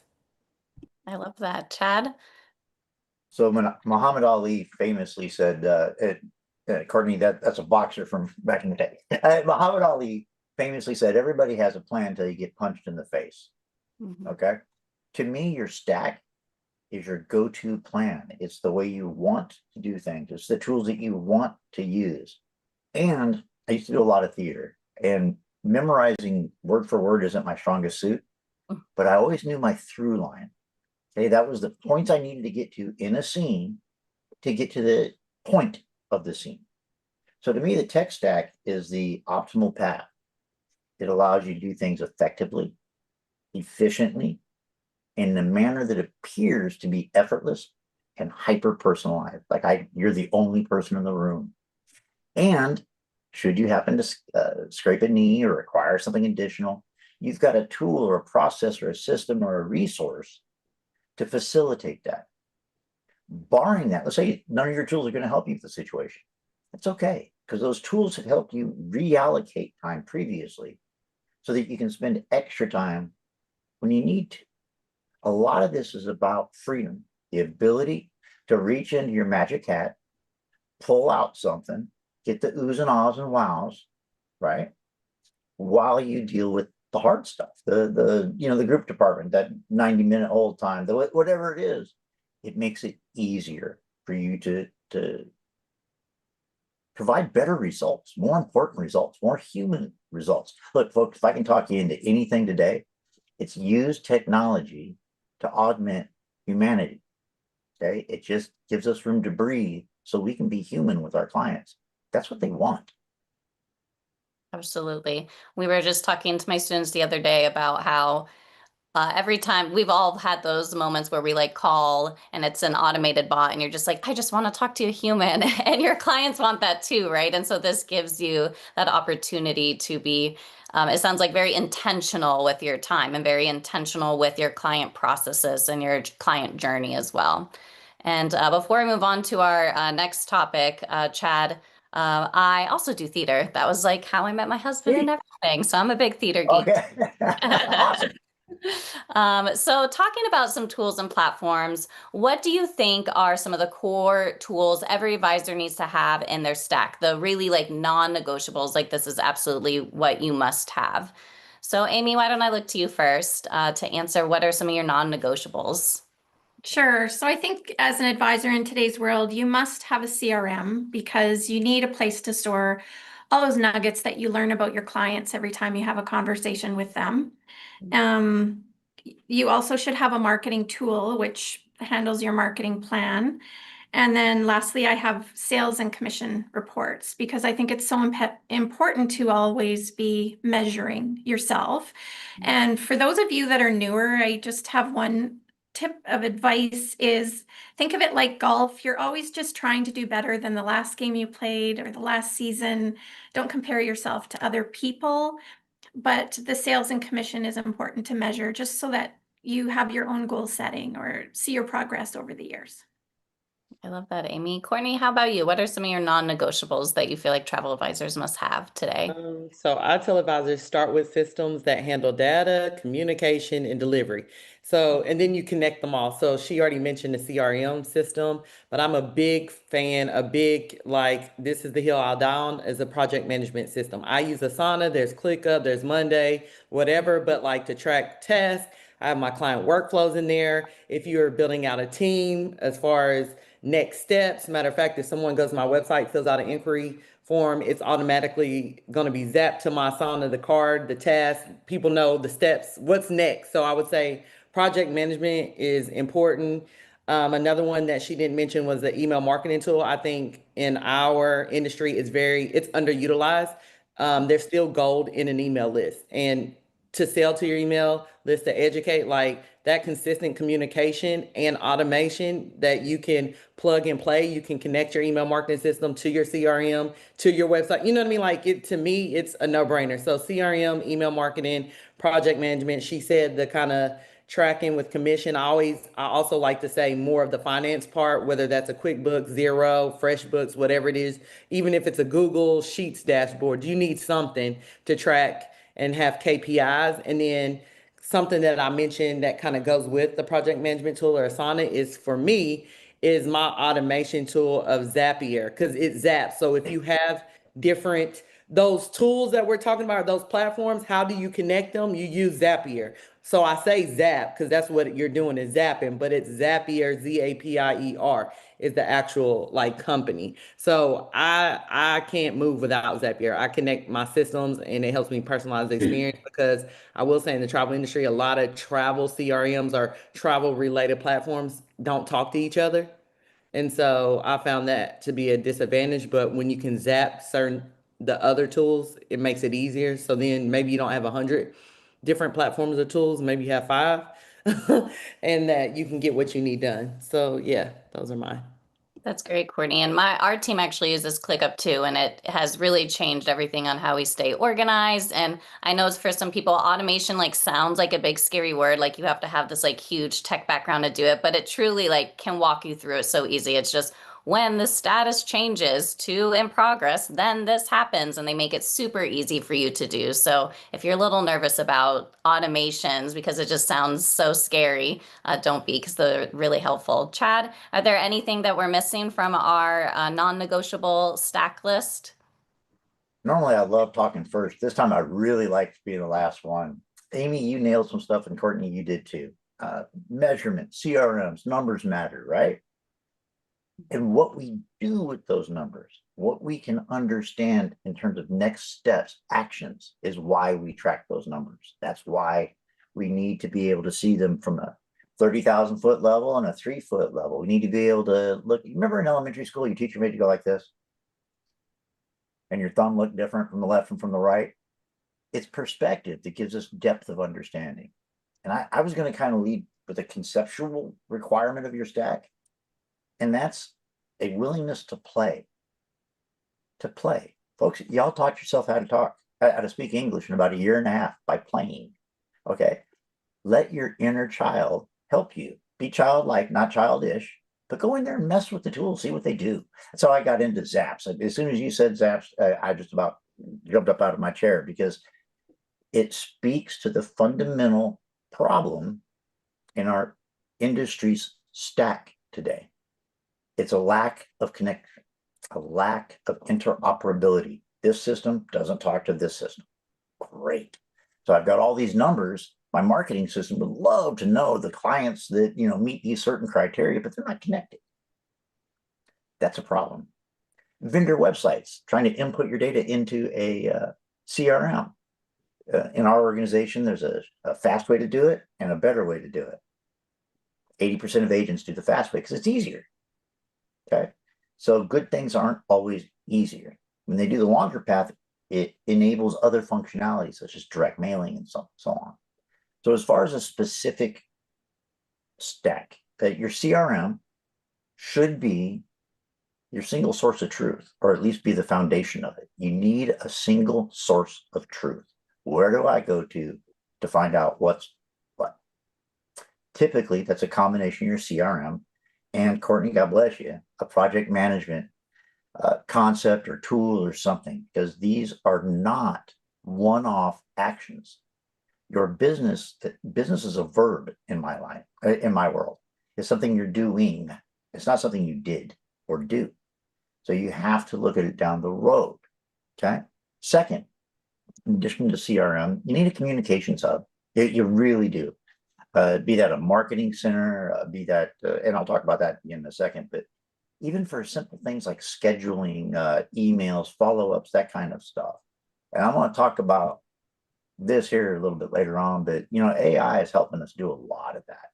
And we built what I think is a pretty cool AI because it allows you to sync up data from your CRM, your marketing center, various tools, and then not just do things with them, but she'll suggest things for you to do with it that I didn't tell her to do. She's inferring based on what she knows about you and your client, what might be a good idea for you. Hey, so you're working on this Alaska cruise and you just finished the Princess Commodore training, the best Alaska training in the industry. You've got 2 clients from last year that you didn't close that were looking at an Alaska trip very similar to this. Would you like me to shoot you off an email? And then you tell her, yeah, but not today, do it tomorrow at 2. And then boom, that hits your Outlook. It syncs up every place. It pulls in the marketing resources, and it does. This concept of a hub is essential to our to a prosperous future. I'll put it that way. I don't want to sound like doom and gloom. Third, you need a robust itinerary or proposal build. Nowadays, we assume that everybody has access to a template. There's not going to be 19 different fonts on a page and stuff like that. If you send them, we used to be a retail shop. If you send them a text message, not a text, but a text only email that says your cruise will be $21.99. Please let me know if that'll be Visa or MasterCard. You're probably not going to close the sale nowadays, especially on the upper end of the scale. Something that's robust, something that has meaningful information, not just generic stuff, and something hopefully that's interactive, that facilitates communications. How many of us are scrolling our phones at 11:30 at night and go, oh, and we would like to tell our travel advisor something? I don't answer the phone that late. I'm 56 years old. I've been asleep for 2.5 hours. Okay. Another thing is a marketing center that's, we call it the blog. So a marketing center where you've got resources to all kinds of things that you can use as is, or you can modify. The most important thing is that your marketing communications align with your brand voice. So again, Maggie allows our agents to do that and understand your brand voice, and it'll present something to you that we won't let you copy and paste. We require that you edit it. It has to be human. We can smell AI from a mile away. Okay, so make sure that you put a good thick layer of human on there before you send it out. Next, I would mention that, folks, if you're not on a big old fat pipe of internet, you're kind of messing around. Sit on a gig, man. Spend $100 a month. I know that's a steep mountain to climb, but broadband is no joke. It will save you a considerable amount of time, especially in the current web world, the IT world. There's lots of stuff being thrown at you that your machine has got to digest it. So don't sit there and lag. Okay. And finally, this is so important. Courtney, you make a great point about generalized tools that you can customize to do exactly what you want. That's awesome. I would also suggest that industry-specific tools, education, and I'll include AI in there, is very important. Our national sales director, Lionel, was telling me about how cool Copilot is, because it's included with 365. And I'm like, yeah, but watch this. And now he just uses Maggie because she knows everything about outside agents, knows things about the client, knows things about the agent. So there's a need to examine the generalized and then apply the specialized in order to have the impact on the clients that you're shooting for. Finally, folks, at the end of the day, please remember, we live in an artificial intelligence world. You are the actual intelligence to guide the artificial intelligence. You're the grown-up. Do it. Grab these tools and run with them. Okay? Scrape your knee, get back up and do it again. At the end of the day, it's critically important that you get your head around these tools. Folks, use what your host gives you first. Try it. We do $1 billion a year in sales. Our tools are probably pretty decent, but start there. And then you can say, like when you go to the eye doctor, Courtney, better or worse? Better or worse? Is this new tool better or worse? Am I getting better results or worse results? So openness to play, a single source of truth, and connections. Data integration is key. That's a good segue, Chad, for our next question, which is kind of about when is that kind of like clues to you that you are kind of needing a new tool or kind of maximizing what you already have? Courtney, I'll throw it over to you first. When do you think it's a good idea if somebody's stuck, or what are those clues that they need to look at for that light bulb to go off for them to think like, oh, I might need a new tool for this? Yeah, so for me, because I have a team, it's one of those things that if the pain point repeats itself consistently, then we need to look at it. Like if it's a manual task, I also say that if it's something that we're doing over and over, it's like duplicating. Like, can someone send someone an email? Yes, but why have someone manually send an email if we can automate it? Does that make sense? Like, I go through and do audits quarterly of like what it is my team's doing, what they're spending the bulk of their time on. Like, is that good use of their time? You got to think I'm paying them as well. Like, do I want them to spend that time doing this for this amount of money? Like, does it even make sense? So one is like, if a tool's being used about 70 or 80% to its potential, then I'm always like, okay, you don't need another tool. It's kind of like maybe we need to train around the tool we currently have and optimize it, because a lot of times people just have tools, but like Chad said, like you've got to play with it. And then once you play with it, you might be doing the basic, but you don't know that it could do 5, 6, 7 more things. You haven't utilized it to its capacity. And so then we're like, okay, instead of adding something else, this same tool can do this. We just are on the beginner level, and now we need to go to intermediate, to then excellent, to where we maxed it out. So basically, I'm looking at the tool's potential and figuring out like, okay, have we utilized it to its capacity or not? And then is the thing that we're doing that's like hitting us in the head or like causing us frustration, or it's a pain point that's repeating itself, that we can take ourselves out of it and then utilize that tool, then that's how I kind of weigh the yes, we need it, no, we don't, should we maximize it? And again, it goes back to the plan. You have to use a tool and not use it for 2 weeks or a month and say, well, it didn't do that. Like, you have to give it some time, you know what I mean? Like, and then take audit and then say what's saving time, what's duplicating the effort. I mean, there was some tools that at one point everybody was just on, it's trendy. So we're like, oh, we have to have it. Oh, Poppy AI. And then it's kind of like, what's collecting digital dust? We did all these things. They're like, oh, we have to have this tool because the industry said this, or this new thing comes out. You got to think AI, there's a new tool every day. I just saw something today about Scribe that helps you create SOPs without you doing it anymore. And they had another training manual. I'm like, what? And then you kind of get that shiny bit, the whistle syndrome. I'm like, no, I don't want to collect tools. I'm trying to connect them. So I'm looking at the tools we currently have, and are they optimized, and does my team, myself, need training around it? Or is there a pain point that we have not addressed that we could utilize a tool to take that pressure or that pain point away? Love that differentiation, Courtney. And Amy, I'm going to ask you kind of the flip side. Are there some tools that you see advisors that are often overrated or underutilized that we're not really utilizing right now? Sure. So when I look at we have a very large network in Canada, and they all have varying degrees of experience, different definitions for what their description of success means to them, because some success is working from home and also being able to care for young kids. Others, success means they want to be in that top chairman's circle of our top producers. And so we try to support whatever their version of success is. And so there's always a lot of chatter around what's working, what isn't working. So I would say something that's overrated is where people sometimes might subscribe or choose a particular partner that promises leads.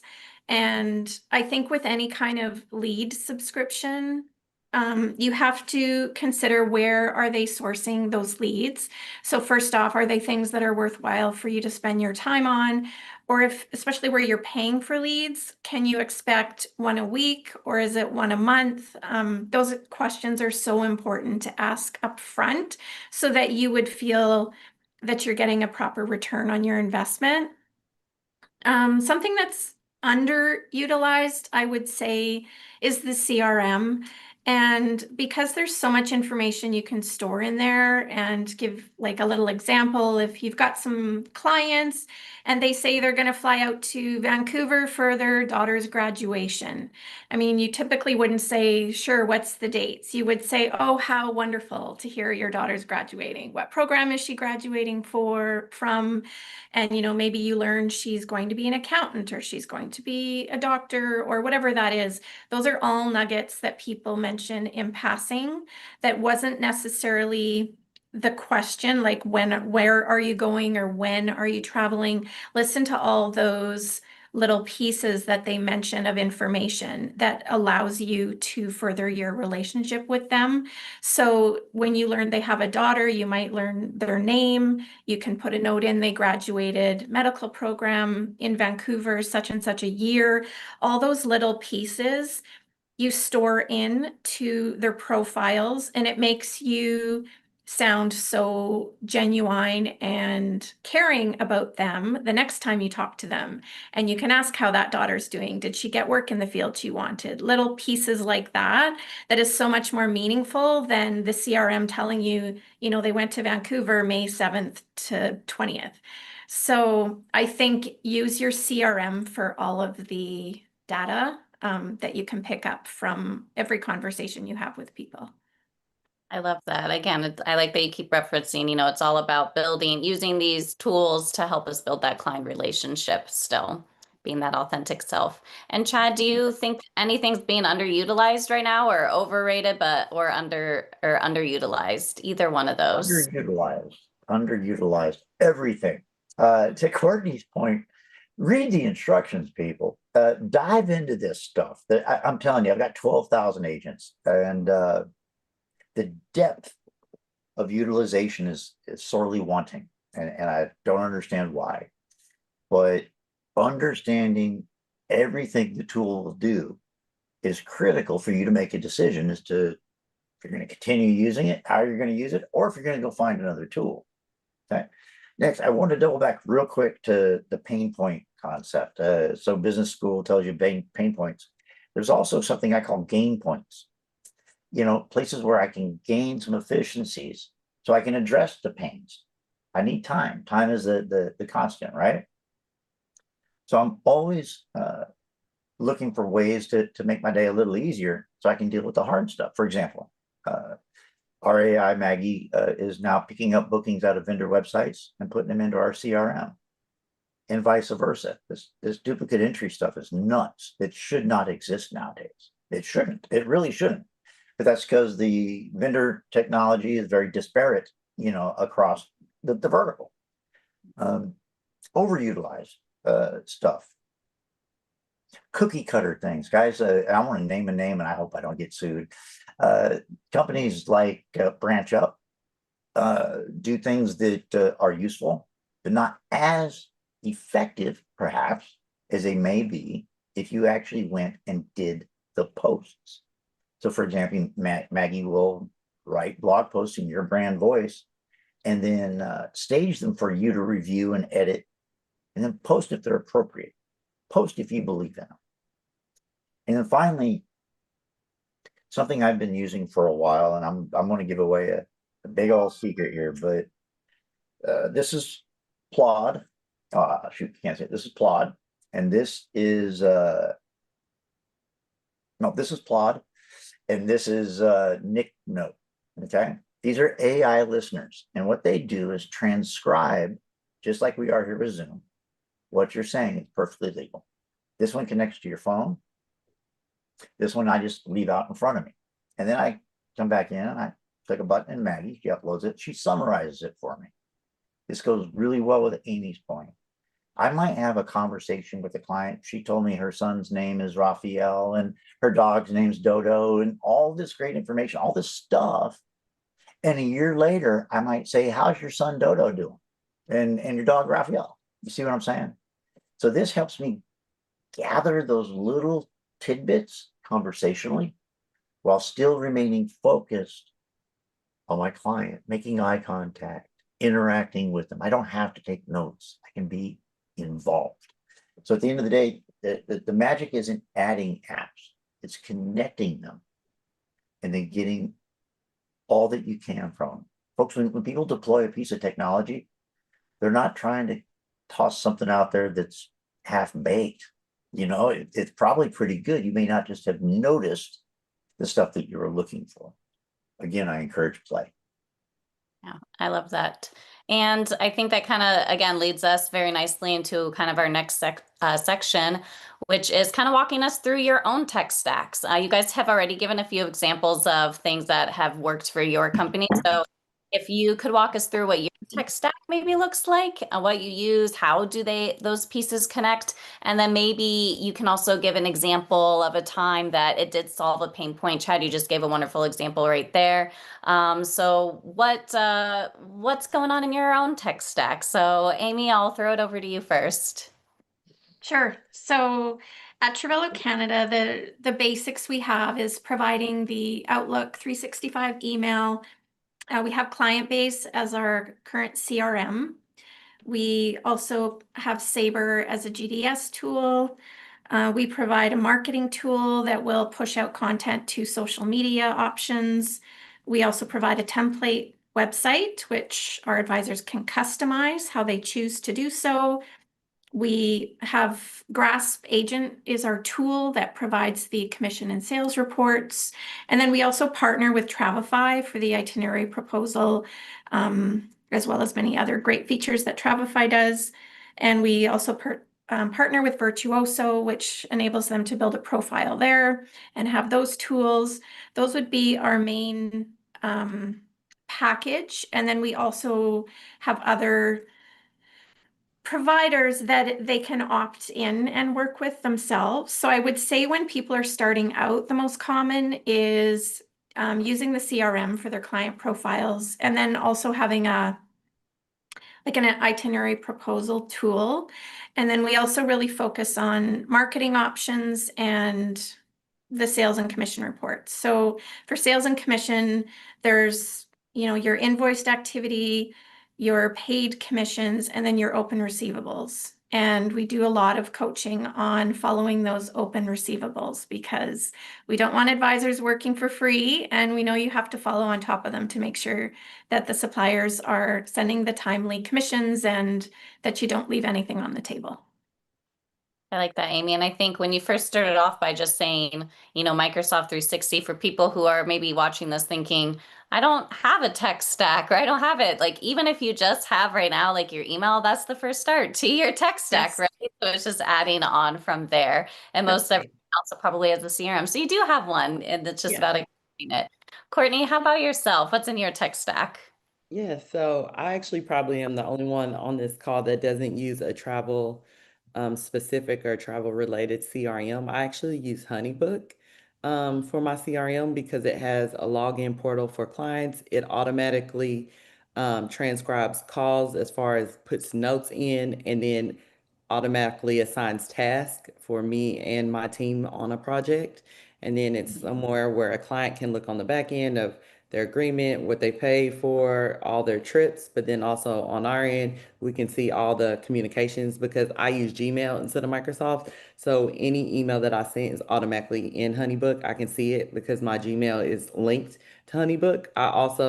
My HoneyBook includes Calendly, so it's automatically linked as well. So then I don't have to pay for Acuity or Calendly or something else.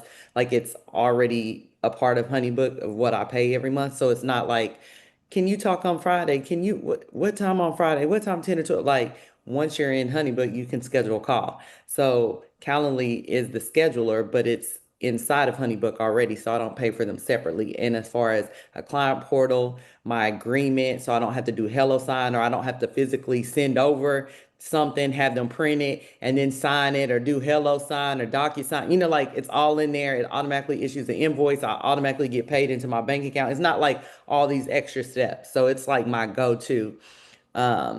And my CRM HoneyBook has an AI chat that also integrates with Asana. So I told you guys my project manager is Asana.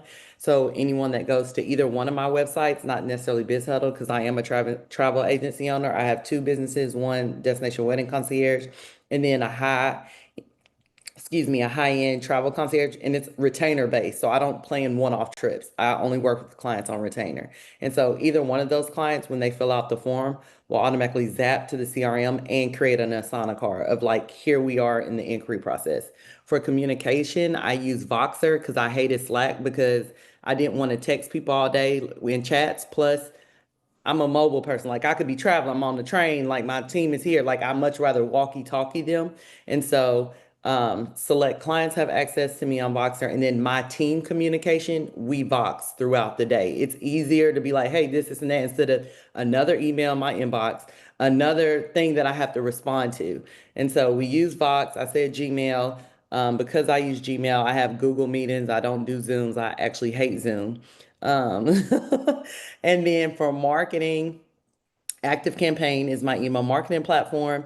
I also have Canva, and Canva links to my Chat GPT. I've connected, you can now in Chat GPT, if you have the paid version, you can connect your Google Drive, which I'm Google, I'm Gmail. So Google Drive, so all the documents that are created in there, because I have tons of SOPs and stuff our team use on the shared drive, you can connect that along with Canva. It can pull documents that you've looked at and worked on. And so we've created a chat that talks between Gmail, a Google Drive, and our Asana. So then if we're searching for something, or like a team member needs something, or they have questions, it automatically pulls from that. And then for the accounting side, I use Xero. It's opposite of QuickBooks or FreshBooks. And then my bookkeeper has created a Google Sheets dashboard, since we are Gmail. A lot of my stuff is going to be Google. Created a dashboard that pulls from Xero, and then the CRM for any commissions or tracking. And then again, I mentioned AI because I use ChatGPT. For content, use Claude. For trip planning recommendations, Perplexity. And then we've created a custom chat for us, our team, for my business, specifically to help us go through Google Gmail and Google Drive and talking to Asana. So I have multiple things. I use Zapier, but you mentioned like what is an example for me? The whole inquiry process was streamlined. Once you had the SOPs down, you could go to it. Then I threw it back up in chat and said, hey, take what our process is and streamline and clear and see what inefficiencies are there. And then it popped up, this and that. Have you tried X, Y, and Z? Oh, perfect. So then we were able to look at what we're currently doing and then go back and streamline and like, oh, we don't need this person and we can do this. And with Honeybook, it's allowed us to like, oh, as soon as the inquiry comes in, it populates, assigns it to someone on my team. And then we have open phone is what I use. So I don't have like Vonage or Google Voice or all that. It's open phone is what we use. It automatically shoots them a text because obviously today's society, people want responses today. So it's like, oh, thanks for reaching out. We'll be with you, XYZ. So then it populates open phone, shoots them a text, already goes into CRM and then Asana. And so we'll get through that process. We have that call, the notes already in there, bam, a follow-up email. Here's the agreement, signed, invoice. Now we're onboarding. Already there's a welcome brochure that's already attached. So like once they fill out the form, the inquiry process, they know what's included, our pricing, they see all of that. It's beautiful. So you don't need the Canva doc because you can build it in Honeybook. So what you would create in Canva, nice document, it does that in Honeybook. So for me, it streamlined our whole inquiry process and onboarding as a client. Yeah. And how professional does that feel on the other end of that as a client who gets like instant communication and instant connection and that's really wonderful. And Courtney, you also mentioned how some of the things like I don't need, a Calendly because this is included in your Honeybook. Absolutely, I would recommend everybody look, as we kind of discussed earlier, play around with what you have right now. You'd be surprised to see like what does connect, so that you can get rid of those redundancies as well. I know for our team, we started off with Slack, but then when we went to ClickUp already has a chat feature, which kind of defeats the purpose of Slack. So we were able to cut that out of our tech stack. So, get familiar, we're talking about lots of different stacks. It's not about having the most, it's having the ones that connect and are the most efficient. So wonderful. Chad, what's over there in your tech stack? First of all, I want to just applaud Courtney on your innovative approach, man. Google is the Android of the cell phone world, man, right? You do what you want. And Microsoft is the Apple. Do it this way.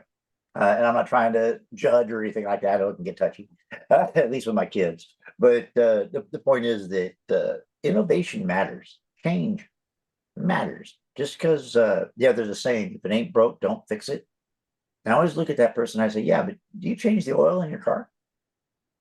You know what I mean? You have to be willing to get under the hood every so often. And you have to be able to take risks. Folks, don't avoid risk. Oh, that might not work. Risk is a calculation. It's a calibration. Is this very risky, kind of risky, slightly risky? Then evaluate that risk reward. A little bit of risk, big reward, go for it. Big risk, little reward, don't. That's why we're building Maggie to be a facilitator. We call her B3. So she's designed to be a bridge, a blob, and a business box. Okay, so the bridge, connecting these systems by intelligently reading screens and then pushing that information where it needs to go. Like with the Honey platform that you're using. We've embedded a Canva type utility in it. We're pushing things over into Outlook. We're pushing things into Gmail, pulling things. Many systems have APIs available now. How many of y'all know how to write an API?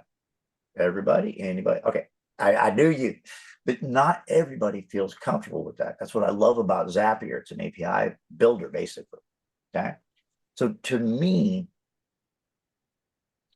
finding integrated systems that facilitate the process more than just the step is key to your guys' success. It's really important that we look at okay, everything's shiny and new, right? I can do a sales pitch with the best of them, okay? But use it. Use it. Dive in there and see, can I connect? If you're doing something in one place, and then you have to start from the beginning in another, you've got a bit of a problem there that can be readily fixed in today's world. So I do that. I love that.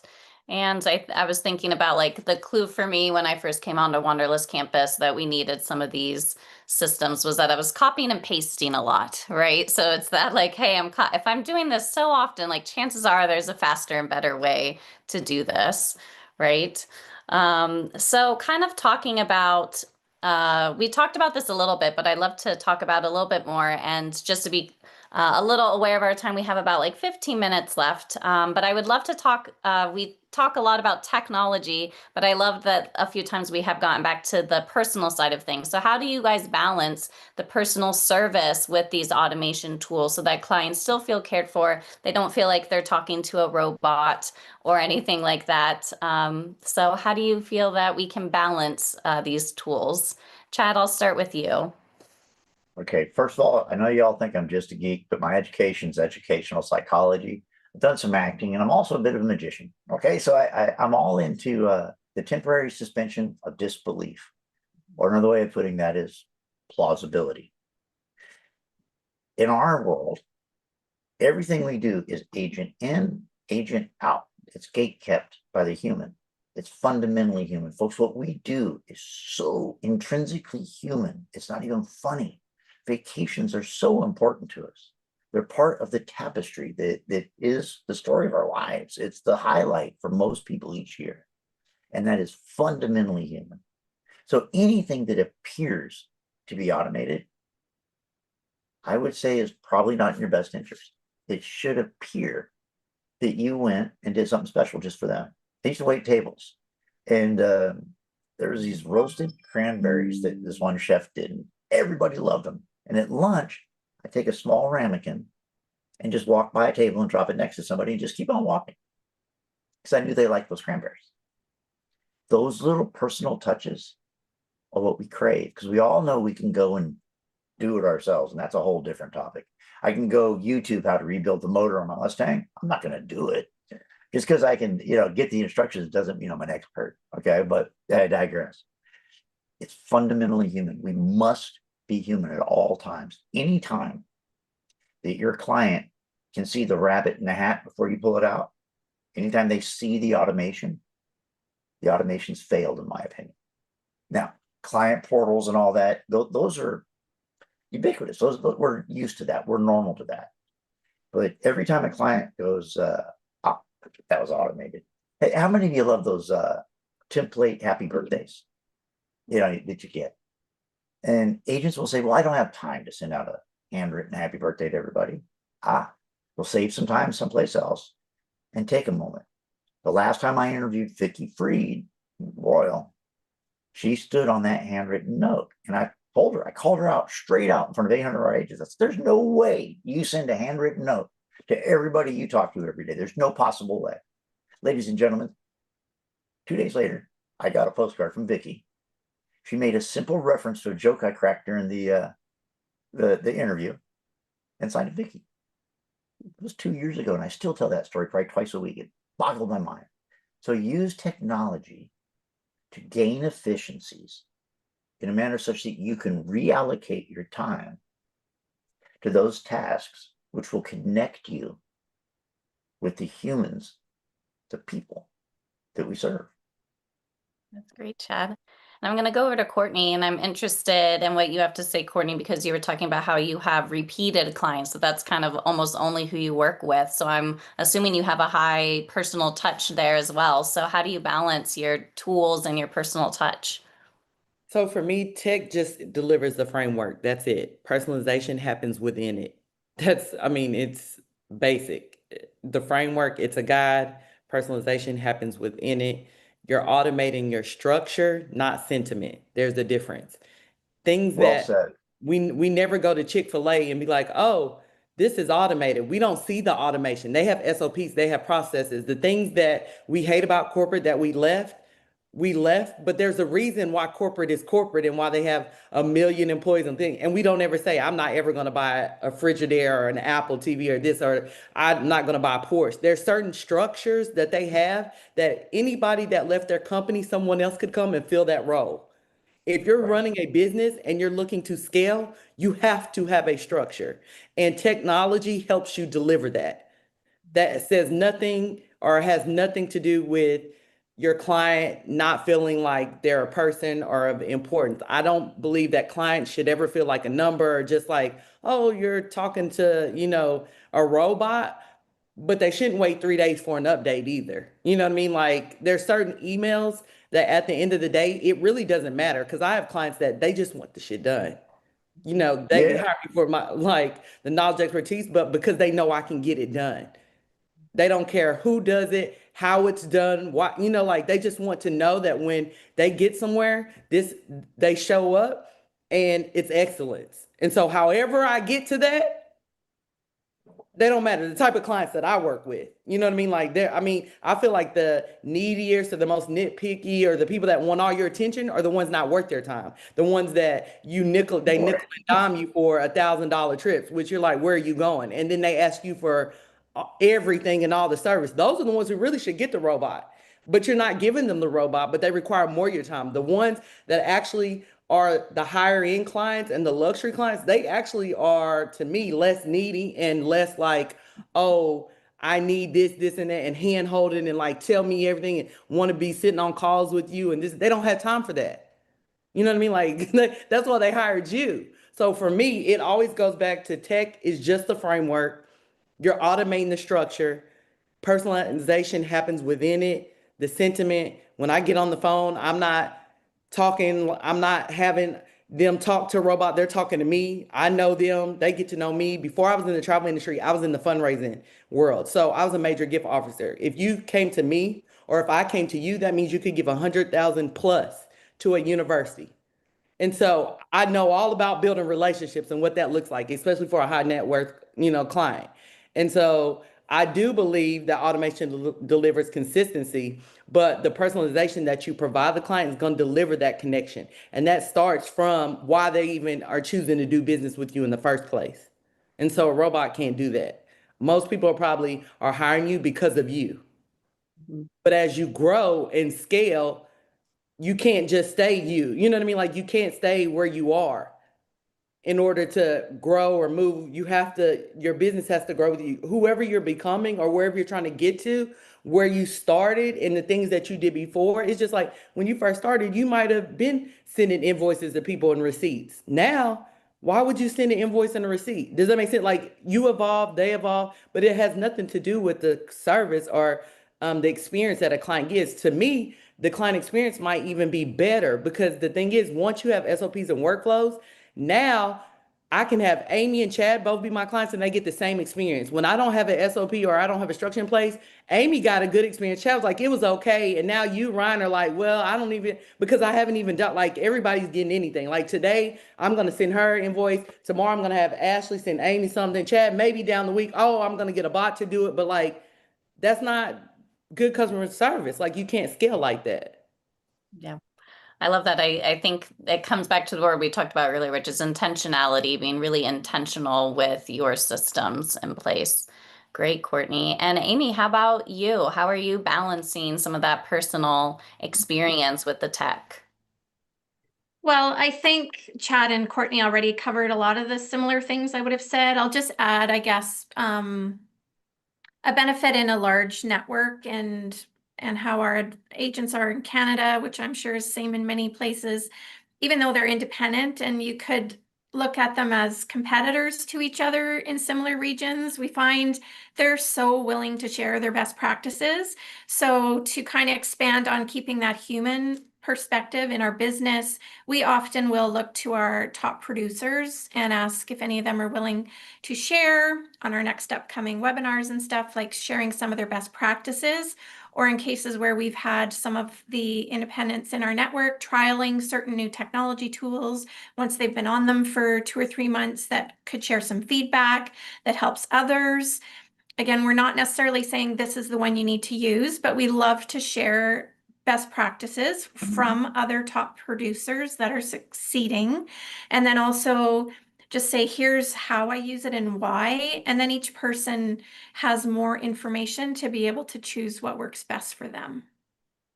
Great, great. And I love that, again, I think we have all kind of put this on that just because you're getting all this tech doesn't mean that you're replacing, it's not going to ever replace you, right? And I think plugging into your community and collaborating with the people around you is how you really bring back in that personal touch. Thanks, Amy. All right, I'm going to end us off with one final question. This is kind of more of a fun one. If you could only keep one tool in your stack, just one thing, which would it be and why? So you can only keep one. What is the one thing you're keeping? Amy, why don't you start us off? Sure. Well, I had a really hard time picking between two because I really love my sales and commissions reports, but I'm going to go with CRM because in the end, I'm all about relationships. And the older I get, I can't remember every single thing about every person. So that tool really helps me. I'm going to go with the CRM. Courtney, how about you? I'm going to Asana because it keeps me out of the chaos. It's like my command center for clients, project, my team. If it goes down, I'm going to brunch. And Chad, how about you? What's the one thing that you're keeping? Me, Oh, the human, all the tools that augment me. Because Courtney, you're right. They're talking to you for a reason. And you said something a little bit earlier I wanted to circle back on. Forbes did a study several years ago of the top CEOs in the nation, the top most trusted by their employees. And they were trying to figure out the common denominator, right? You know what they figured out? Courtney, when you said the word shit, the trust level went through the roof with you, because who uses that word unless they're being authentic? I applaud that. Every chance you get, be you. Man, I use the word cool and dude all the time in what I do because I'm a California surfer boy. That's the way I talk. And, my crew will be like, man, you can't say dude in an essay like that. It's going to be in Travel Weekly. Watch me. Because it's me. So anything that amplifies and augments me in a manner such that I can be perceived, seen as being of greater value, I'm going to do that. And then anything that can demonstrate the fact that I care, I'm going to do that. I'm going to use automation to facilitate those things which lend themselves to automation. So I can spend some time getting baby names right, maybe dropping an F-bomb occasionally. And no, I'm kidding. But doing those things which are fundamentally human. That's so important, folks. Use technology to drive the human, not the other way around. Love that. Not get lost in it either. Well, thank you all for joining me today. Shayna, I'm going to pass it back to you guys in a moment here. And thank you guys again so much for joining us today. I love that we can talk about the human touch to technology and also make sure that we're having technology work for us, that we're not working for the technology as well. So thank you all again, Amy, Courtney, and Chad. It was really wonderful talking with you today. You guys all, man, I learned a lot today, really, and I appreciate you. Have a great day. Thanks for having us. Yeah. Well, thank you. Thank you for joining us today. Courtney, I feel the same way about HubSpot and ClickUp. Those are things that if those went down, I might cry. So I hear you. There's also a lot of automation set up between them. So that would hurt my heart. This has been such a fantastic way to end off the day. Thank you to Ryan, Courtney, Amy, and Chad. That was just fantastic. Our comments were going off, so definitely go check those out. But today I'm really honestly walking away with a much clearer sense of how to actually make technology work for me, which was, what we wanted today to be. And I hope that everyone here with us feels the same way. A huge thank you to all of today's speakers and sponsors. You've brought so much practical, real-world insights that advisors can start using right away. And that is just such a beautiful thing. Of course, a huge thank you to our weekly sponsors for supporting this entire event. HAR Wired truly wouldn't be possible without the partners who believe in empowering advisors through technology and collaboration. Thank you, Cruise Planners, GRN Connect, Travify, Incentive Connection Travel, and PTN Travel. If you missed anything today, don't worry. All sessions are available on demand on our YouTube channel, so you can come check them out at any time. You can rewatch anything that stood out for you. Please feel free to come back. Tomorrow, we will be diving into day 3, where our theme is all about tech and the human connection, which we've already touched on a little bit today, which is great. These are going to be the tools and strategies that help you stand out, stay personal, and scale your business. It's going to be another incredible day, so make sure to join us right from the start. Thank you so much for spending the day with us here at HAR Wired. Have a wonderful rest of your day and evening, and I will see you back here tomorrow, same time, same place, ready to get wired yet again. Thanks so much.